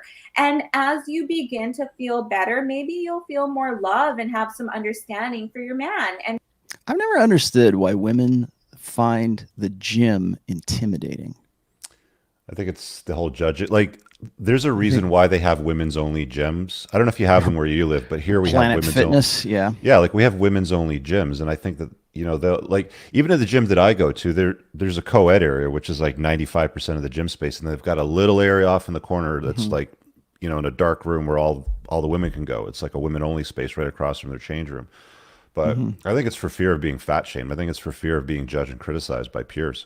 Right. I tend to agree with that. I think that the intimidation part of it, a lot of women will say, I'm intimidated by guys at the gym, like when they're lifting and they're grunting and everything.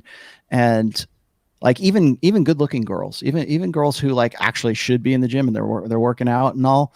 I hear that from them occasionally, although they're probably less so from them than like, some like a woman who is like grossly overweight, like grossly obese. Okay, I get it. But a woman who's like kind of in between, kind of like just overweight, not like grossly obese. I've never seen anybody fat shame like somebody in the gym that's doing the work. I've never done. I would never do that because it's like you're there trying to better yourself. You're trying to melt off the fat. Go do it. Good for you. Just don't sweat all over the equipment. Wipe it down when you're done. Do you follow that kid that is like he's obese, but he's in Las Vegas actually, and he's like working out all the time? I follow this guy on Twitter. I've seen that guy, and I got a few guys in my community. I got one guy that like melted off about 100 odd pounds, 150 pounds. He's in wicked shape, man. I mean, if you get out there and you burn it off, I mean, the payoff's big. I mean, the problem with it though is you end up with a little bit of skin fold issue. You got to get that cut out too. But yeah, it can be done. Yeah, I think obviously I think there's women are not used to being judged. They don't. That's why women like things like Planet Fitness, right? It's the no judgment zone or the gym judgment zone kind of thing. And I think what it is we have, if there's a blue pill for women, it's the idea that men should find them attractive at any weight. Like I'm beautiful at any weight or any size. Inherently, they know that's a BS lie, though. Yeah, they do. But still, like I think one of the reasons why they feel intimidated at the gym is because they know that they cannot compete with women who are younger, hotter, tighter than they are. Yeah, and that's that's part of being a chick. Yeah. And what he's going through, right? I'm not saying go out and get skinny and dump your dude. All I'm saying is this guy has a point. I think it's important to listen to him with like consciousness. Be conscious of what he's saying because he's straight up telling us how men feel. Anyways, I enjoyed doing this. I hope this works. All right, so she's done. Yeah, good. That was interesting, to say the least. That was interesting. I think the idea that it's funny to me is and you and I what though, let's give some credit where credit's due here, because for the most part we just get pointing and sputtering at us. How dare you tell women to do anything for the express pleasure of men? I can't believe you said that. I mean, let's not crap on her too much, like whatever. Yeah I mean, at least okay, I'm gonna say something nice here. At least she has it all going around her head, right? At least she okay, say what you want to. I know everybody's like, I don't get it, what the hell is this all about? At least she has the desire to understand. At least she's inquisitive. Most women who would see this anyway. Yeah. You're asking questions. That's good. Yeah. I was going to say, is like, what's funny is like, she's like, well, just because you get thin and beautiful doesn't mean you should leave your man. Like, no, that's usually the other way around. It's I'm going to leave my man, so I need to get hot and thin and beautiful. Yeah, there's a sequence to it. Because he's not worth it, but some other dude might be. Yeah, there's always a sequence to it. There's a step. Yeah.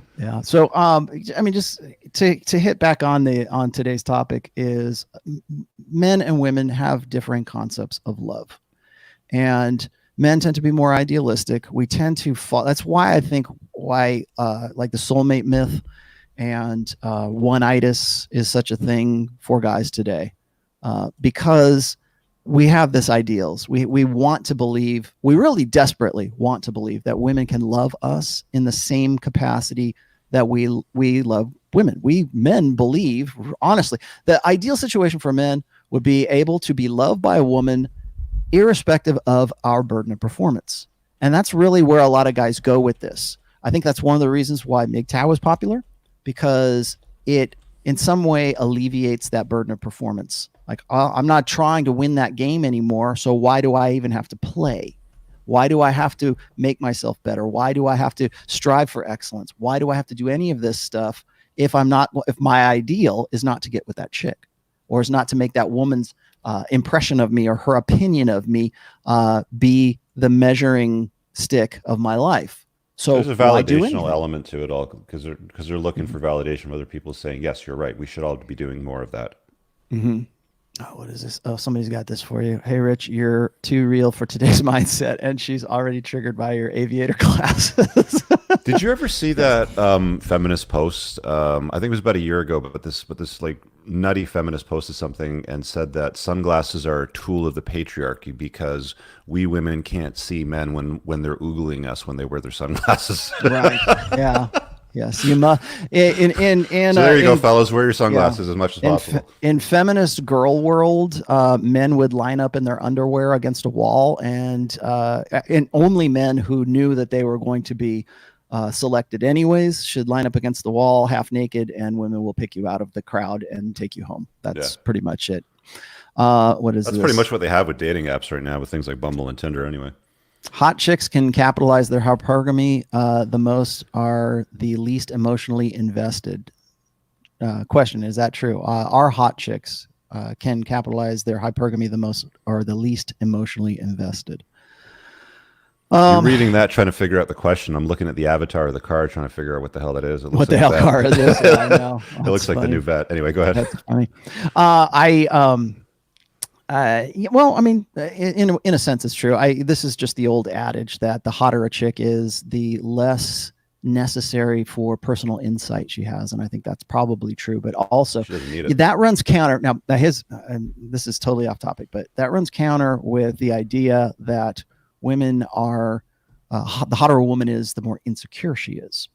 So, I mean, I can tell you that's true. Do you think the hotter woman is, the more insecure? I think all women are insecure. Generally. I think all women are insecure to degree, by order of degree, yeah. But I think that is, we're talking about hypergamy, that is part of it. Why do women, why is beta bucks even a thing? Why not just alpha fucks? Why not just like bang the hottest guy that you can possibly do, which of course is where we're at right now, but why not just do that? Even in our evolutionary past, why would you ever want to get with a beta? Why would you ever want to get with a guy who's a provider? Well, because we live in a very insecure world. We want a guy who's going to be able to protect the offspring, protect the woman, provide for the offspring, provide for the woman. That's why we call them beta providers. And again, I'm trying to lean away a little bit from like saying, well, beta is a derogatory term. It's not necessarily derogatory. It's just that's part of that side of hypergamy. But they're looking for that because women feel insecure. There's a security need, particularly for most women. Alpha fucks is usually from the time that they're about 16 all the way until they're about 29. And then about 29 during the epiphany phase, things shift, priorities get rearranged. It's not that at 29 or, I call the epiphany phase 29 to 31. It's not that a woman in that phase wouldn't want the hot guy. It's just they're less forthcoming than they were in their party years. So, why is that a crisis point for women? Why do I call it the epiphany phase? Well, because they know that they need long-term security. That's what that's what beta bucks is all about. Beta need, right? Alpha seed beta need, because they live, women evolved really in a very, being the weaker sex, being very insecure. So therefore they look for security. They look for security in men. They look for security in the collective, in the group of women that are part of the tribe members. And so, well, you're a woman, I'm a woman. Like I keep saying, people will always ask me, what do you mean by the sisterhood, Uber Alice? I mean that no matter where you are, what your religion is, what your politics are, what your race is, whatever, women are always united by the fact that they have a vagina, that they are women, and that they share a common experience as a woman. Not necessarily like men can, we can find commonality in men, in politics, in religion, in different things. Like we share a story and we relate with each other. Like Rich is a friend of mine, so we have things that we relate about. But for women, it's not. I don't relate to Rich because, oh, Rich is a guy, I'm a guy, we should be friends. No, that's not how we work, right? Because that's part of, like, I got to be respectable to Rich. Rich has to be respectable to me. We have to say, okay, I recognize you. You recognize me. Great, good. For women, doesn't matter. As long as you got that, you got a vagina and you can have kids. Sisterhood. There has to be you've entered into the collective of the sisterhood, and there is a presumption that there is going to be some sort of mutual support. That's why I say women. It's funny. There's a lot of guys that try to enter into the sisterhood too. You get that with the white knighting. Oh yeah, yep, right? Absolutely. Because they think it'll get them laid. Thanks, Chris. Thanks for the $22. What is it with $22? Is that is there like a $22 special on my? It's a good number, guys. $22. Yeah. Keep throwing $22. Okay, keep throwing $22 at me. I'm good with that. TOMASSI clan today, yeah. Yes, TOMASSI clan. That's right. What is this? This is White Dog. I'm pretty sure that chick rubbed one out to Rich after the video. That was worth $4.99. Thank you. That's the comment of the day. Okay, Darius, here we go. Darius says, I understand we as men have to compete due to hypergamy and have the burden of performance, but how do you separate your self-worth from the absence of external validation from women or successes? That's a good question to ask guys who are dyed-in-the-wool MGTOWs. How do you separate that? Let me rephrase this again. So he says, I understand we as men have to compete due to hypergamy. Yeah, we do. It's good when we cooperate, but even in cooperation, men are still working within dominance hierarchy, competence, dominance hierarchies. They're still, even in cooperative, in co-ops, let's just say, due to hypergamy and have the burden of performance. But how do you separate your self-worth from the absence of external validation from women or successes? So how do you convince yourself? This is I think this is really kind of the confidence thing. Like, guys will hit me up and they go, well, you say confidence is the key to getting a girl. How do I get confidence? Well, it's how do you become competent? You become competent first, and then you get confidence because you are competent in what it is that you can do. I've always said this is that confidence is derived from options. How do you get those options? Well, you become competent in whatever it is that is providing you with those options. So when I talk, I've written about this particular question from a female perspective. Most women, and probably this one that we've been talking about, tend to conflate their personal worth with their sexual market value. So if you've got a woman and she's and women will do this, they will say, well, if a man rejects me because of my sexual market value, he's saying I'm a bad person. No, I don't find you attractive. I don't want to fuck you. So that doesn't mean you're bad. That doesn't mean you're not Mother Teresa. It just means that I don't want to bang you, right? Oh, I can't believe he didn't want to bang me. Oh, you screw him. And the reason they get offended is because they conflate their personal worth with their sexual market value. What he's asking right here is, how do you separate that? How do I, as ROLLO TOMASSI, value myself? And if I'm not going to if women are not going to be the metric for how I base my own impression of myself or what I think of my own self-esteem, if women aren't going to be the ones that are going to tell me you should feel bad or you should feel good, what's the metric that I should use? Do you know what should that be? I'm looking at this paragraph here that Darius dropped, and I keep looking at the word validation. I don't know why validation keeps coming up. I don't know if it comes from a certain group of guys or a community or how they're doing. I have no idea, but I think you have to look at it from the perspective of outcome independence. like, you don't care what she thinks of you. I mean, if she thinks that you're the best that she can do, then great. You know, go along for the ride and, you know, do your thing. But you should never, I guess a lot of guys do this inherently. Maybe even I did it at one point too, where I would, you know, try to, you know what? I'll give you a really good example. I'll give you a really, really good example. I got a package when I was about 29 or 30 from the corporate world that I worked in last before I started working for myself again. Because I used to run businesses when I was a teenager, and I got in the corporate world up to about 30. They gave me a package and I sent home. And I remember I was dating this chick at this time, and I didn't have a job. I just bought a new house. I was like 5 or 6 weeks into the house, and I remember when I was trying to figure out what I was doing. And because she was in my life, I remember I called her once, and this is embarrassing to say, but I called her once and I said, and I got her voicemail, and I said, hey, this is what was going on today. I did this, that, and the other thing looking for a job, and I accomplished this, that, and the other thing. And looking back on it, that was seeking validation from her. That was seeking acceptance from a woman, you know, based on what I had been up to that day and what my next step was going to be, and basically broadcasting that message. And I think when you get it in your head, it boils down to the mental point of origin thing, right? When you get it in your head that you are your own mental point of origin, and you have outcome independence when it comes to things like what women think of you or what women are going to choose to choose you. That's one of the things that I liked about Dr. Robert Glover. I don't agree with everything that he said, but one of the things that resonated was choose women that choose you. And when you're on your purpose, when you're putting your dent in the universe and you're making yourself your own mental point of origin, that's going to happen inherently, and you're going to have outcome independence when it comes to that sort of thing. So validation's not going to matter. It's not even going to cross your mind. I don't think it's crossed my mind for years now. Right. I think that when you, this is a common thing with guys who are just sort of coming into their own with respect to red pill awareness, is if women are no longer the metric of your life, of what you think of yourself, what do you use as your measuring stick now that women are off the table?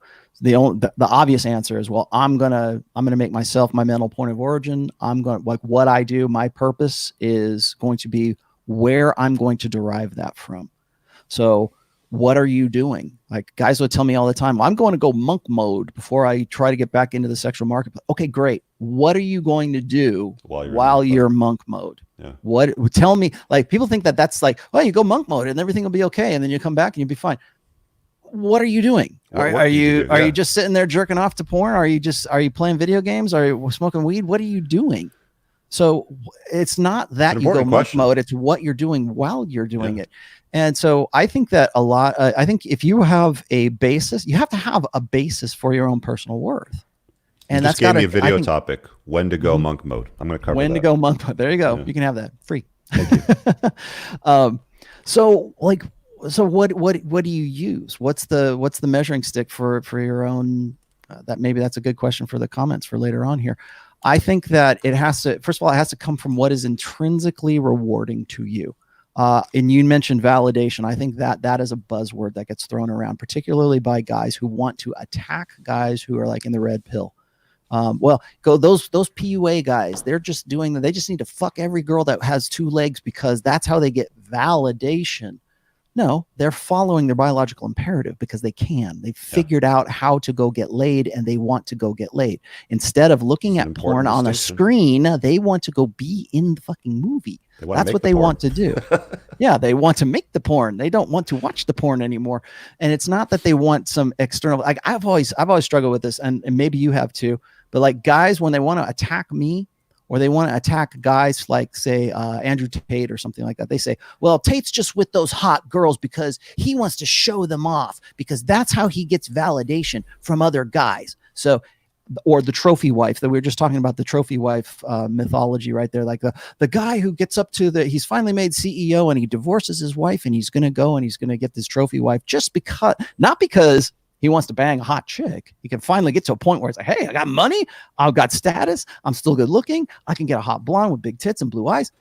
It's not that I want that so I can show it off to my friends. No dude on fucking planet Earth does that, okay? They want that because that's the ideal. They want to fuck that girl. That's what they want to do. That's not because of you. Don't you, like, get over yourself Something thinking like that they would think you're so years important. Of evolutionary DNA. That is some fucking hubris right there. To say I'm so important that guy, when he gets to the apex of his status, is going to go get a hot chick so he can impress me. It's just hate. Fuck out of here. It's just hate, man. And hate always comes from beneath. Nobody ever gets jealous of losers. They're just pissed off that they're not with that chick. That's all that it boils down to. And then of course I don't.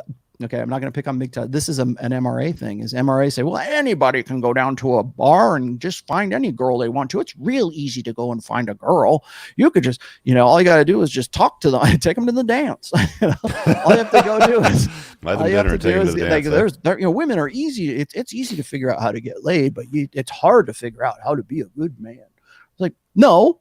That's why PUA exists. That's why we're talking about this, because if it was easy, we wouldn't be here. We wouldn't be talking about any of this stuff. It's not easy. We don't have that. There is no cheat code. I mean, you can learn this stuff. You got to understand and accept human nature, female nature, male nature. But there's no cheat code. And as far as every time I hear validation, it's like it goes up my neck. Like, oh, you're doing that because you want to impress men. Yeah, you get the same feeling. I'm banging the hot chick because I want to bang a hot chick. I want to see that ass. Yeah, that's why I want to do that. Not because I'm trying to. I get a lot with the cars too. Like, you buy nice cars because you're seeking validate. No, I buy fast cars because they're fast. Because they're fast, and I dig it. Yeah, that's why. Yeah, I know. Oh, you go. Do you have a slow sled or a fast sled? I have two sleds. I have my sport. I have a hot rod, and I have my there you go. my trail sled for when I take people out, I take friends out. My niece actually wants to go. Hot cars don't get the attention of women. It generally gets the attention of dudes. Like, it's usually dudes that are like all over. I can remember stations and stuff. I can remember a time when you and I were in a Lamborghini together, and we pulled up to a stoplight. And what was the chants from the frat boys that were off in the restaurant? I can't remember. You rented it. Yeah, that's it. Yeah. You rented it. It doesn't impress anybody, really. It doesn't. If anything, people will say, "Well, you got that Lamborghini because you got a little PP." Yeah. You got a little dick, so you needed a big truck to make up for your little dick, right? Oh, well, because I'm trying to impress you? No, I got it because I like these things. I like my sleds. I like the shit that I have. I know, you're growing your hair out because you're having a midlife crisis. No, I'm not. I'm just doing because hey, maybe I want to, right? I want to get back to this. We got to get to this one before the end of the show. I will be remiss if I don't. This was from Leo, and I'm backtracking here. He says, once you assimilate the red pill and know, on the screen? I can't. It's already, bypassed me here. I'm just going to read it real quick. It says, and thanks, Sam, for recording all of these. And know all the unflattering truths. How do you get back to being able to feel love for women? I'm 23 years old and actively practice game. And the more I learned, the more I become disgusted and nihilistic. Oh, this is the black pill, dude. It's kind of the black pill. So you're watching the wrong stuff. Go ahead. I'll what is this? Afterwards. This is the only time to go. I was in jail. Yeah. Well, that's one way to do it, I suppose. So anyways, Leo, so how do let me ask Rich. Rich, are you I know you're dating a chick right now. Are you like in a semi-monogamous relationship right now? Non-cohab LTR. Okay. Are you in love? Yeah. That's it. So you're in love with her. So there's some aspect of you that believes that men and women can still love each other, even though you have a different concept of love than the woman that you're with right now. Completely. Yeah, absolutely. So, right. And I do too. Obviously, I've been married for almost 24 years now. So yes, so it is entirely possible. In fact, you know what? Your mom, your dad, your grandparents, whoever, for a very long time, men and women have fallen in love. They've stayed together for a long time and maybe even died holding hands, right? Okay. Oh, that's so cute. It's happened once. It's happened once or twice. Yeah.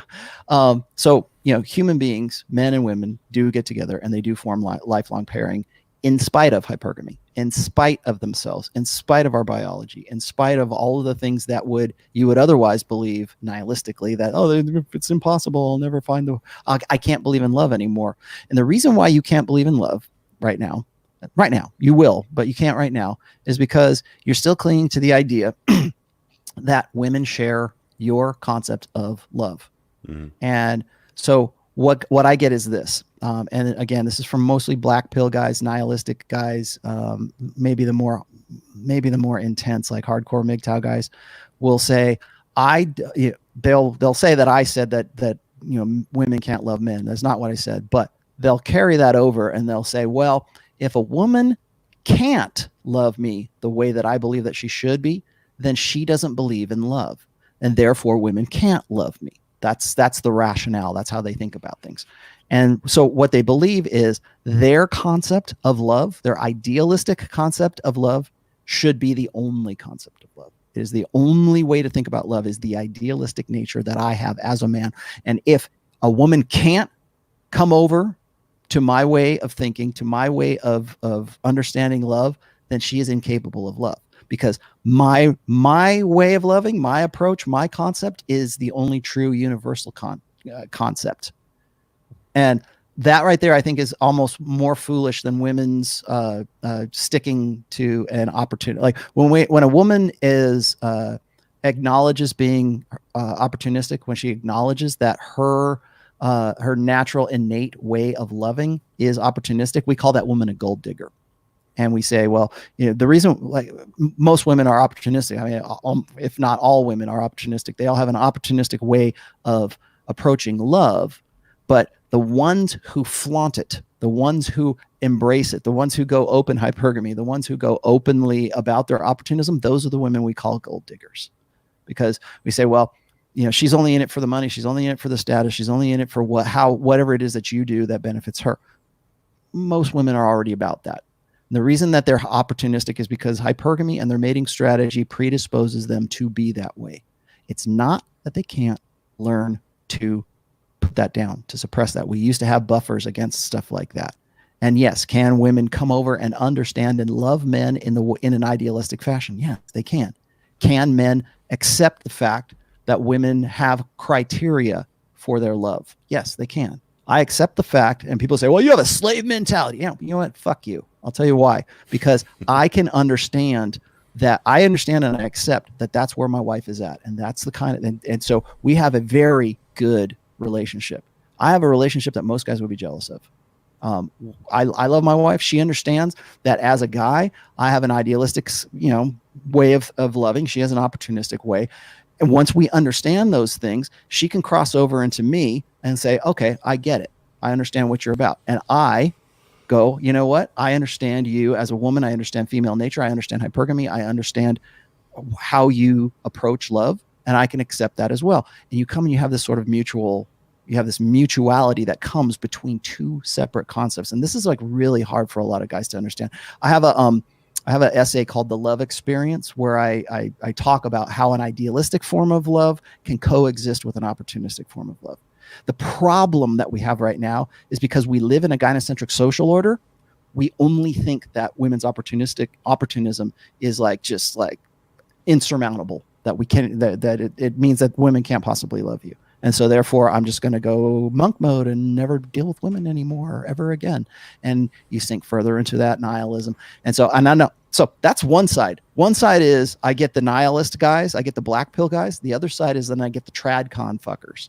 And those guys go and they will be like, well, Rollo said that women can't love, and then they lean over.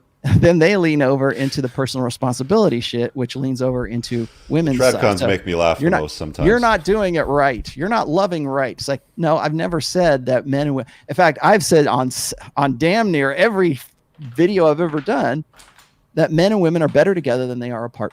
We are evolved to be complements to each other. And when we are in a complementary relationship where my idealism complements her opportunism and vice versa, that is a good, healthy relationship. And we understand those things. I understand what's expected of me. I understand what's expected of me. And I excel at what I do. So while I don't know. He didn't. I think he said he's like 22, 23, right? He's basically 23. Saying, 23 okay. years So old. if I may chime Sure. in. Yeah, go. So you're probably watching the wrong stuff to start out with. I mean, if you're watching episode number 600 of Why Bitches Ain't Shit But Hoes and Tricks, you're probably going to keep subscribing to that anger that you're dealing with.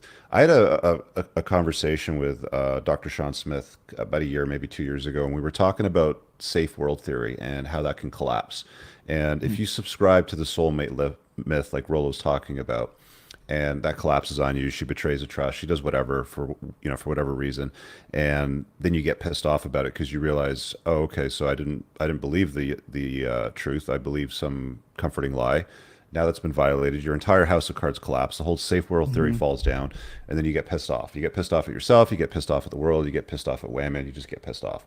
And the whole point of the red pill is not to keep you in that pissed off area. It's not to help you. It's not to like become that self-fulfilling prophecy. The whole point of it is to basically lay out a map and show you where all the landmines are, and then you can navigate that space as you choose to go through it accordingly, taking calculated risks. That's really all that it boils down to. And once you get your head around that, right, and once you understand that, making yourself your own mental point of origin and finding that purpose for yourself in your own life, and then executing on it, or at least starting to execute on it so that you get towards that goal, so you have that self-fulfillment and not relying on women for validation, as a lot of guys like to say, then you're on the right path. And that's not going to take a week, a day, a month, 6 months. It could take even longer than that for you to come to that self-actualization, that realization. But when you're spoiled for choice and you're at a point in life where you're on your purpose and you have the abundance mindset and you have the option to choose as many women as you want, or one woman if you want, if that's what you want to do, then you go ahead and you do it, and you're gonna have a much better experience with it. And I totally agree with what Rollo says. Men and women are far better together than they are apart. They're complementary. But if you understand how to live in that dynamic, because you can't rely on her, you can't rely on her guidance. You have to lead the way. She wants to be led. She wants to fall into your frame. She wants to complement your life, not be the focus of it. And it's when you live in the other dynamic, in the other paradigm, in the lie, in the comforting lies, that's when you get pissed off. That's when you get stuck in the nihilism. So read his first 2 books, at least, bare minimum, the third one too, but at least read the first 2 books. Watch these shows, get into it, ask questions. These are the sorts of things that are going to unfuck your life and get you to where you want to go. Right. And then you can at least make informed decisions and get better results. Before I run on to the next one here, let me finish up with this, is that when you become red pill, when you become red pill aware, there is what I call the abyss. And you have to cross that abyss from where all of your old school thinking, your old order thinking, which is really blue pill thinking, what you've been taught up till, in your case, 23 years old.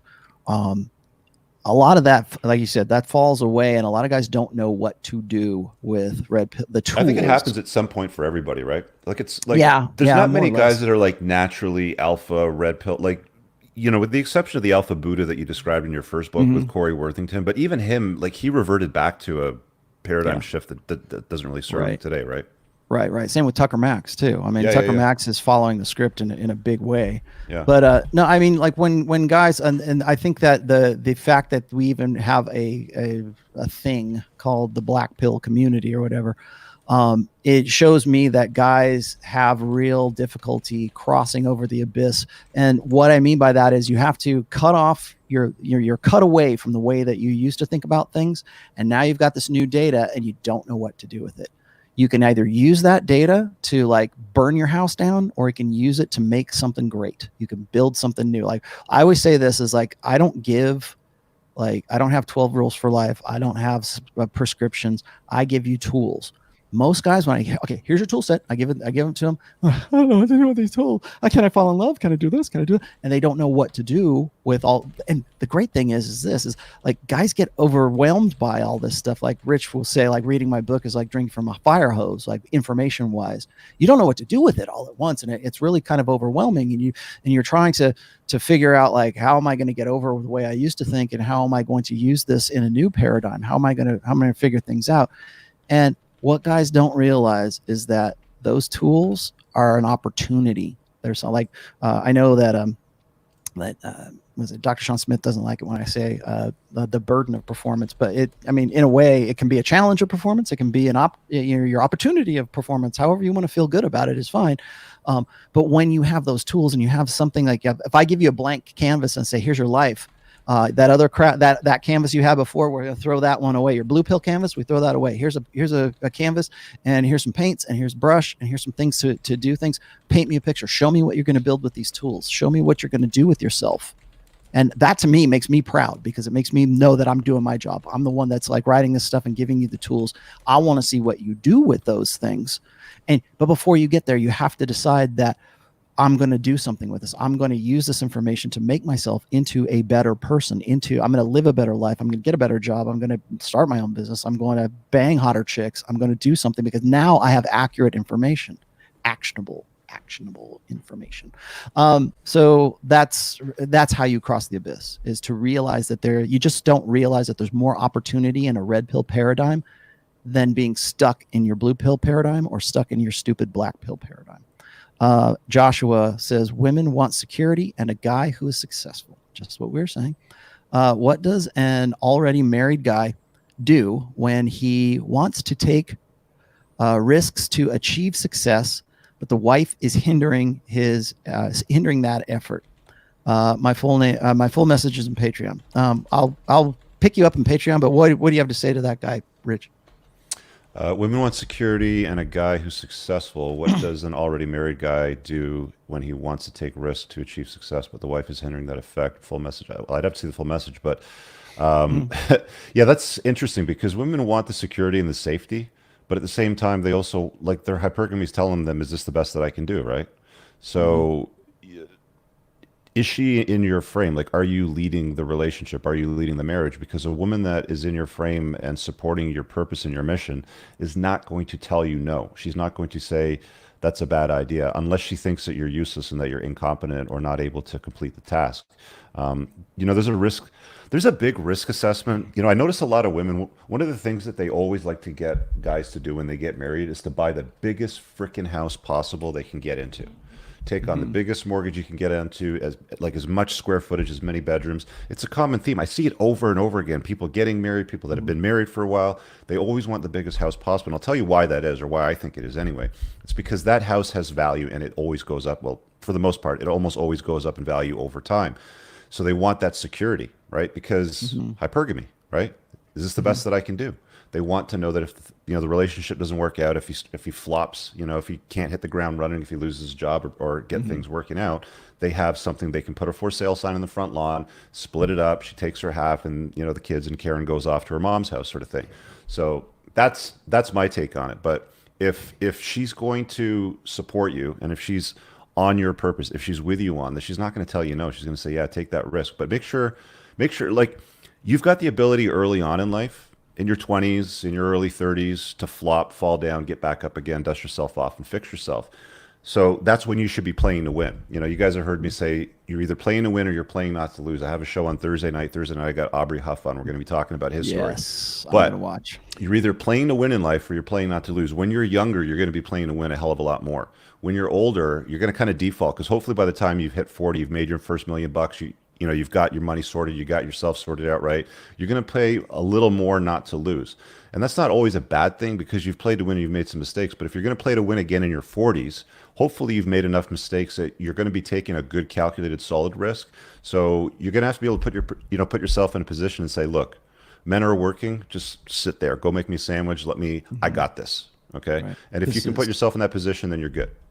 This is one illustration, one illustration of why solid frame is very, very important.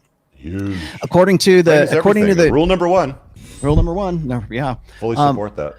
Funny thing is according to the chick that was criticizing you here just earlier, women never do this. They only build their man up so that when they become like rich and super powerful and have higher status, they go and they fuck the trophy wife, right? Mm-hmm.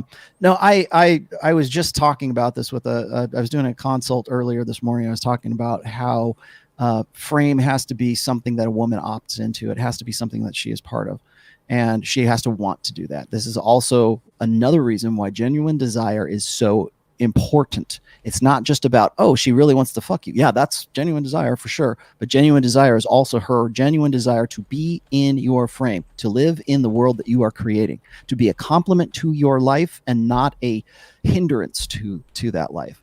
One of the guys, I forgot, sorry, dude, I just passed you up here a second ago, but the guy was saying that comply or goodbye. Yeah. That's kind of the attitude that's a Tate quote. I'll give it back to Tate. Not everybody can get to that state though when it comes to their relationships, right?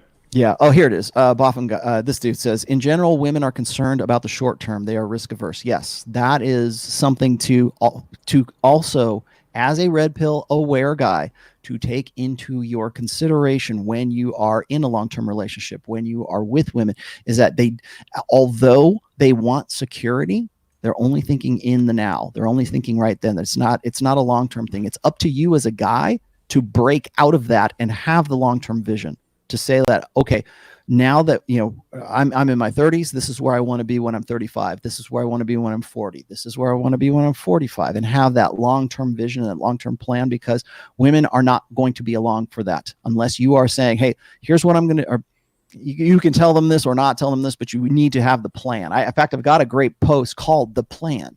You need to have a plan for your life. You need to be in that long term, because women aren't going to think in those terms. And they don't, and if they are, they don't like to be in there. They don't like to have to be the provider of their own security or the provider of their own provisionings. They would rather have the guy being there doing that. And women will say, well, or guys will say, well, that's just them being opportunistic. Yeah, that's what they want. They want you to be dominant, and they want you to be competent. And part of that competence is providing long-term security for them. So if that's what you want to do, if you want to be in a long-term relationship, these are things that you need to consider. If you don't, fine. Don't turn this off right now and go back to whatever program you were watching before.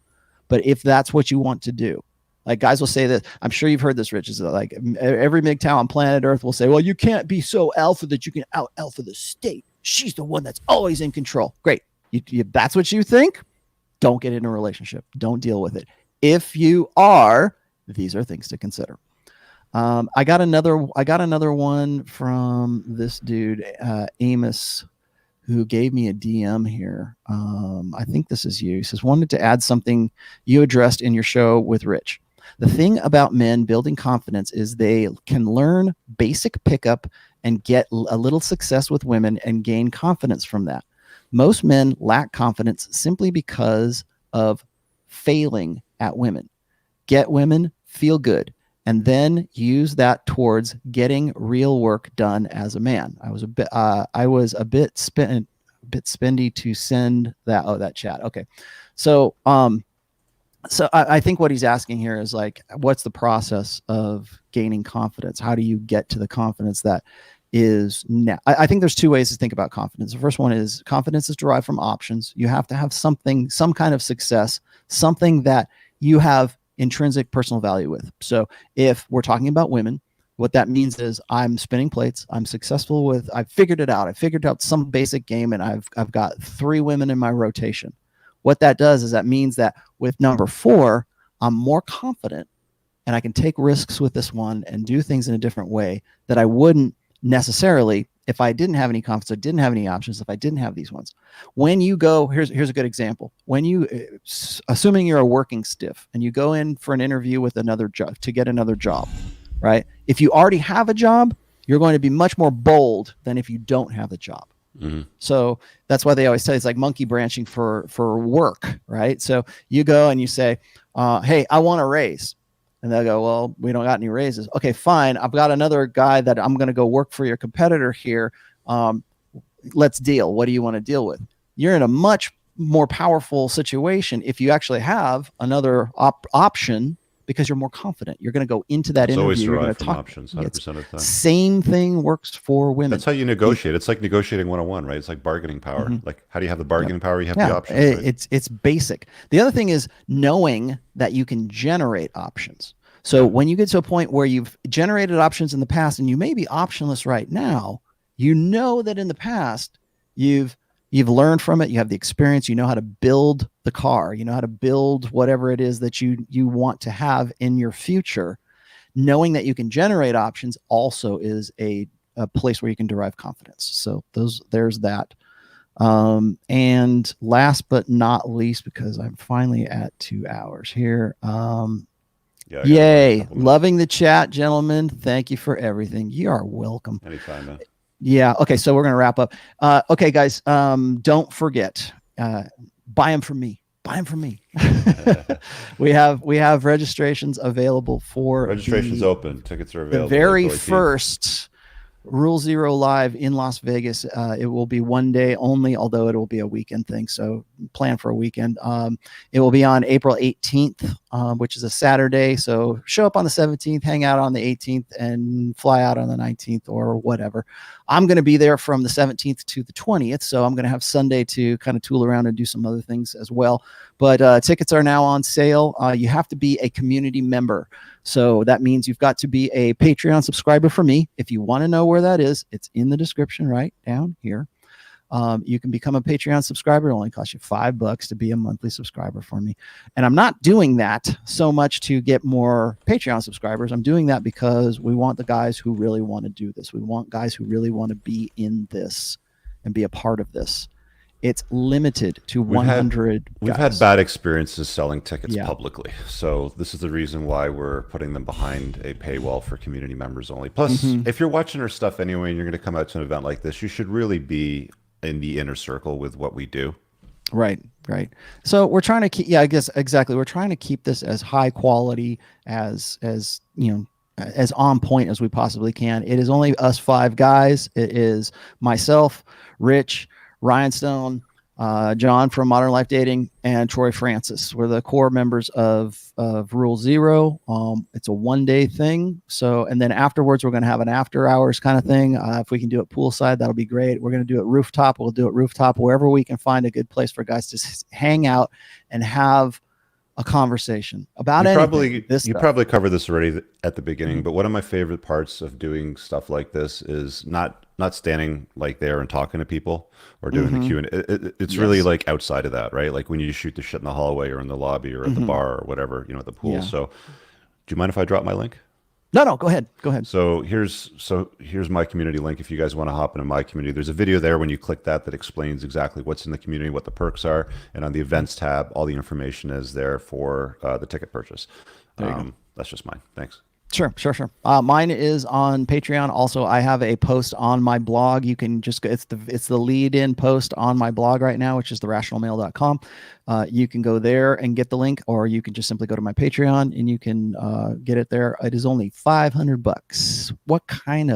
Such a deal. But the deal is this: is we only have room for 100 guys. So each one of us, there's 5 of us on Rule Zero, so that's 20 tickets a piece, 20 registrations a piece. I am almost halfway there, so I'm at 8 or 9, I think, right now. So I would say probably by Wednesday, I won't have any more tickets left. So if you guys want to get in on this, it's a one-day thing. We're going to do it like a TED Talk. We got a really nice place we've got a really nice sort of convention center. I wouldn't mind doing it again there, like at some point. We'll probably do a bigger one in the future, but for right now, this is just sort of our trial. This is our test. And so we're trying to figure things out. We're going to learn, like once we're done with this, we're probably all going to get together and we're going to go, okay, what worked, what didn't work? How can we make it bigger? How can we make it better? I know you've probably put out some stuff. You've done events before on your own, right? I mean, you've got guys. I've done them as like close knit type of retreats. That's actually the reason why I'm down in Vegas. Like I'll be down there on Wednesday, but I've got 2 groups of men in 2 different business tiers for entrepreneurs. They all do over $250,000 a year in annual sales. Most of them are actually up over $1 million now. But I'm doing a facilitated retreat for those guys, and the reason why we set this up is because I already booked my ticket. I'm like, hey, Rollo, you're not far. Do you want to come down and meet us in Vegas? You're like, hey, why don't we turn this into a workshop? So we've turned this into something a little bit bigger now. So guys, come down. If you enjoy the stuff and you want to meet face-to-face and learn a little bit more, it's probably the best ROI that you're going to get on your money and time anyway. So hopefully we'll see you guys there. So again, only 100 guys, $500 right now. After 2 weeks, like the beginning of March, we're going to kick it up to $750, assuming we don't sell out by then, and it's starting to look like we probably will. So, especially at $500. So come on down, hang out with us, and like Rich was saying, I'm going to be available to you like on Fridays, probably on Sunday as well. I might have some little add-on or upgrade type thing, but personally, I think I do more speaking when I'm not on the stage.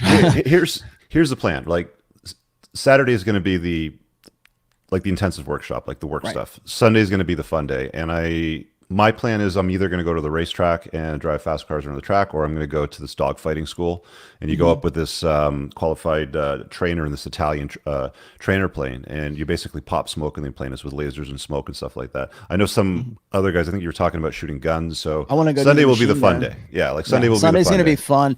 And that's another thing I should say is we built into this like a fun day. Like everybody gets together, and if you want to go drive cars with Rich, or you want to go shoot machine guns with me, and it's not like I'm a gun guy. I just, that's when else are you going to do? Cross it off your bucket list. I don't know. But just the, and I think that we should probably set up like a group WhatsApp for this that event, would be just good. so we can get everybody in one area. That's actually a good idea. Right. I'll probably be hitting the craps tables too. So if you guys want to join me around a craps table, we can. I play blackjack. I'm not a craps or guy, I can do. We can do that too.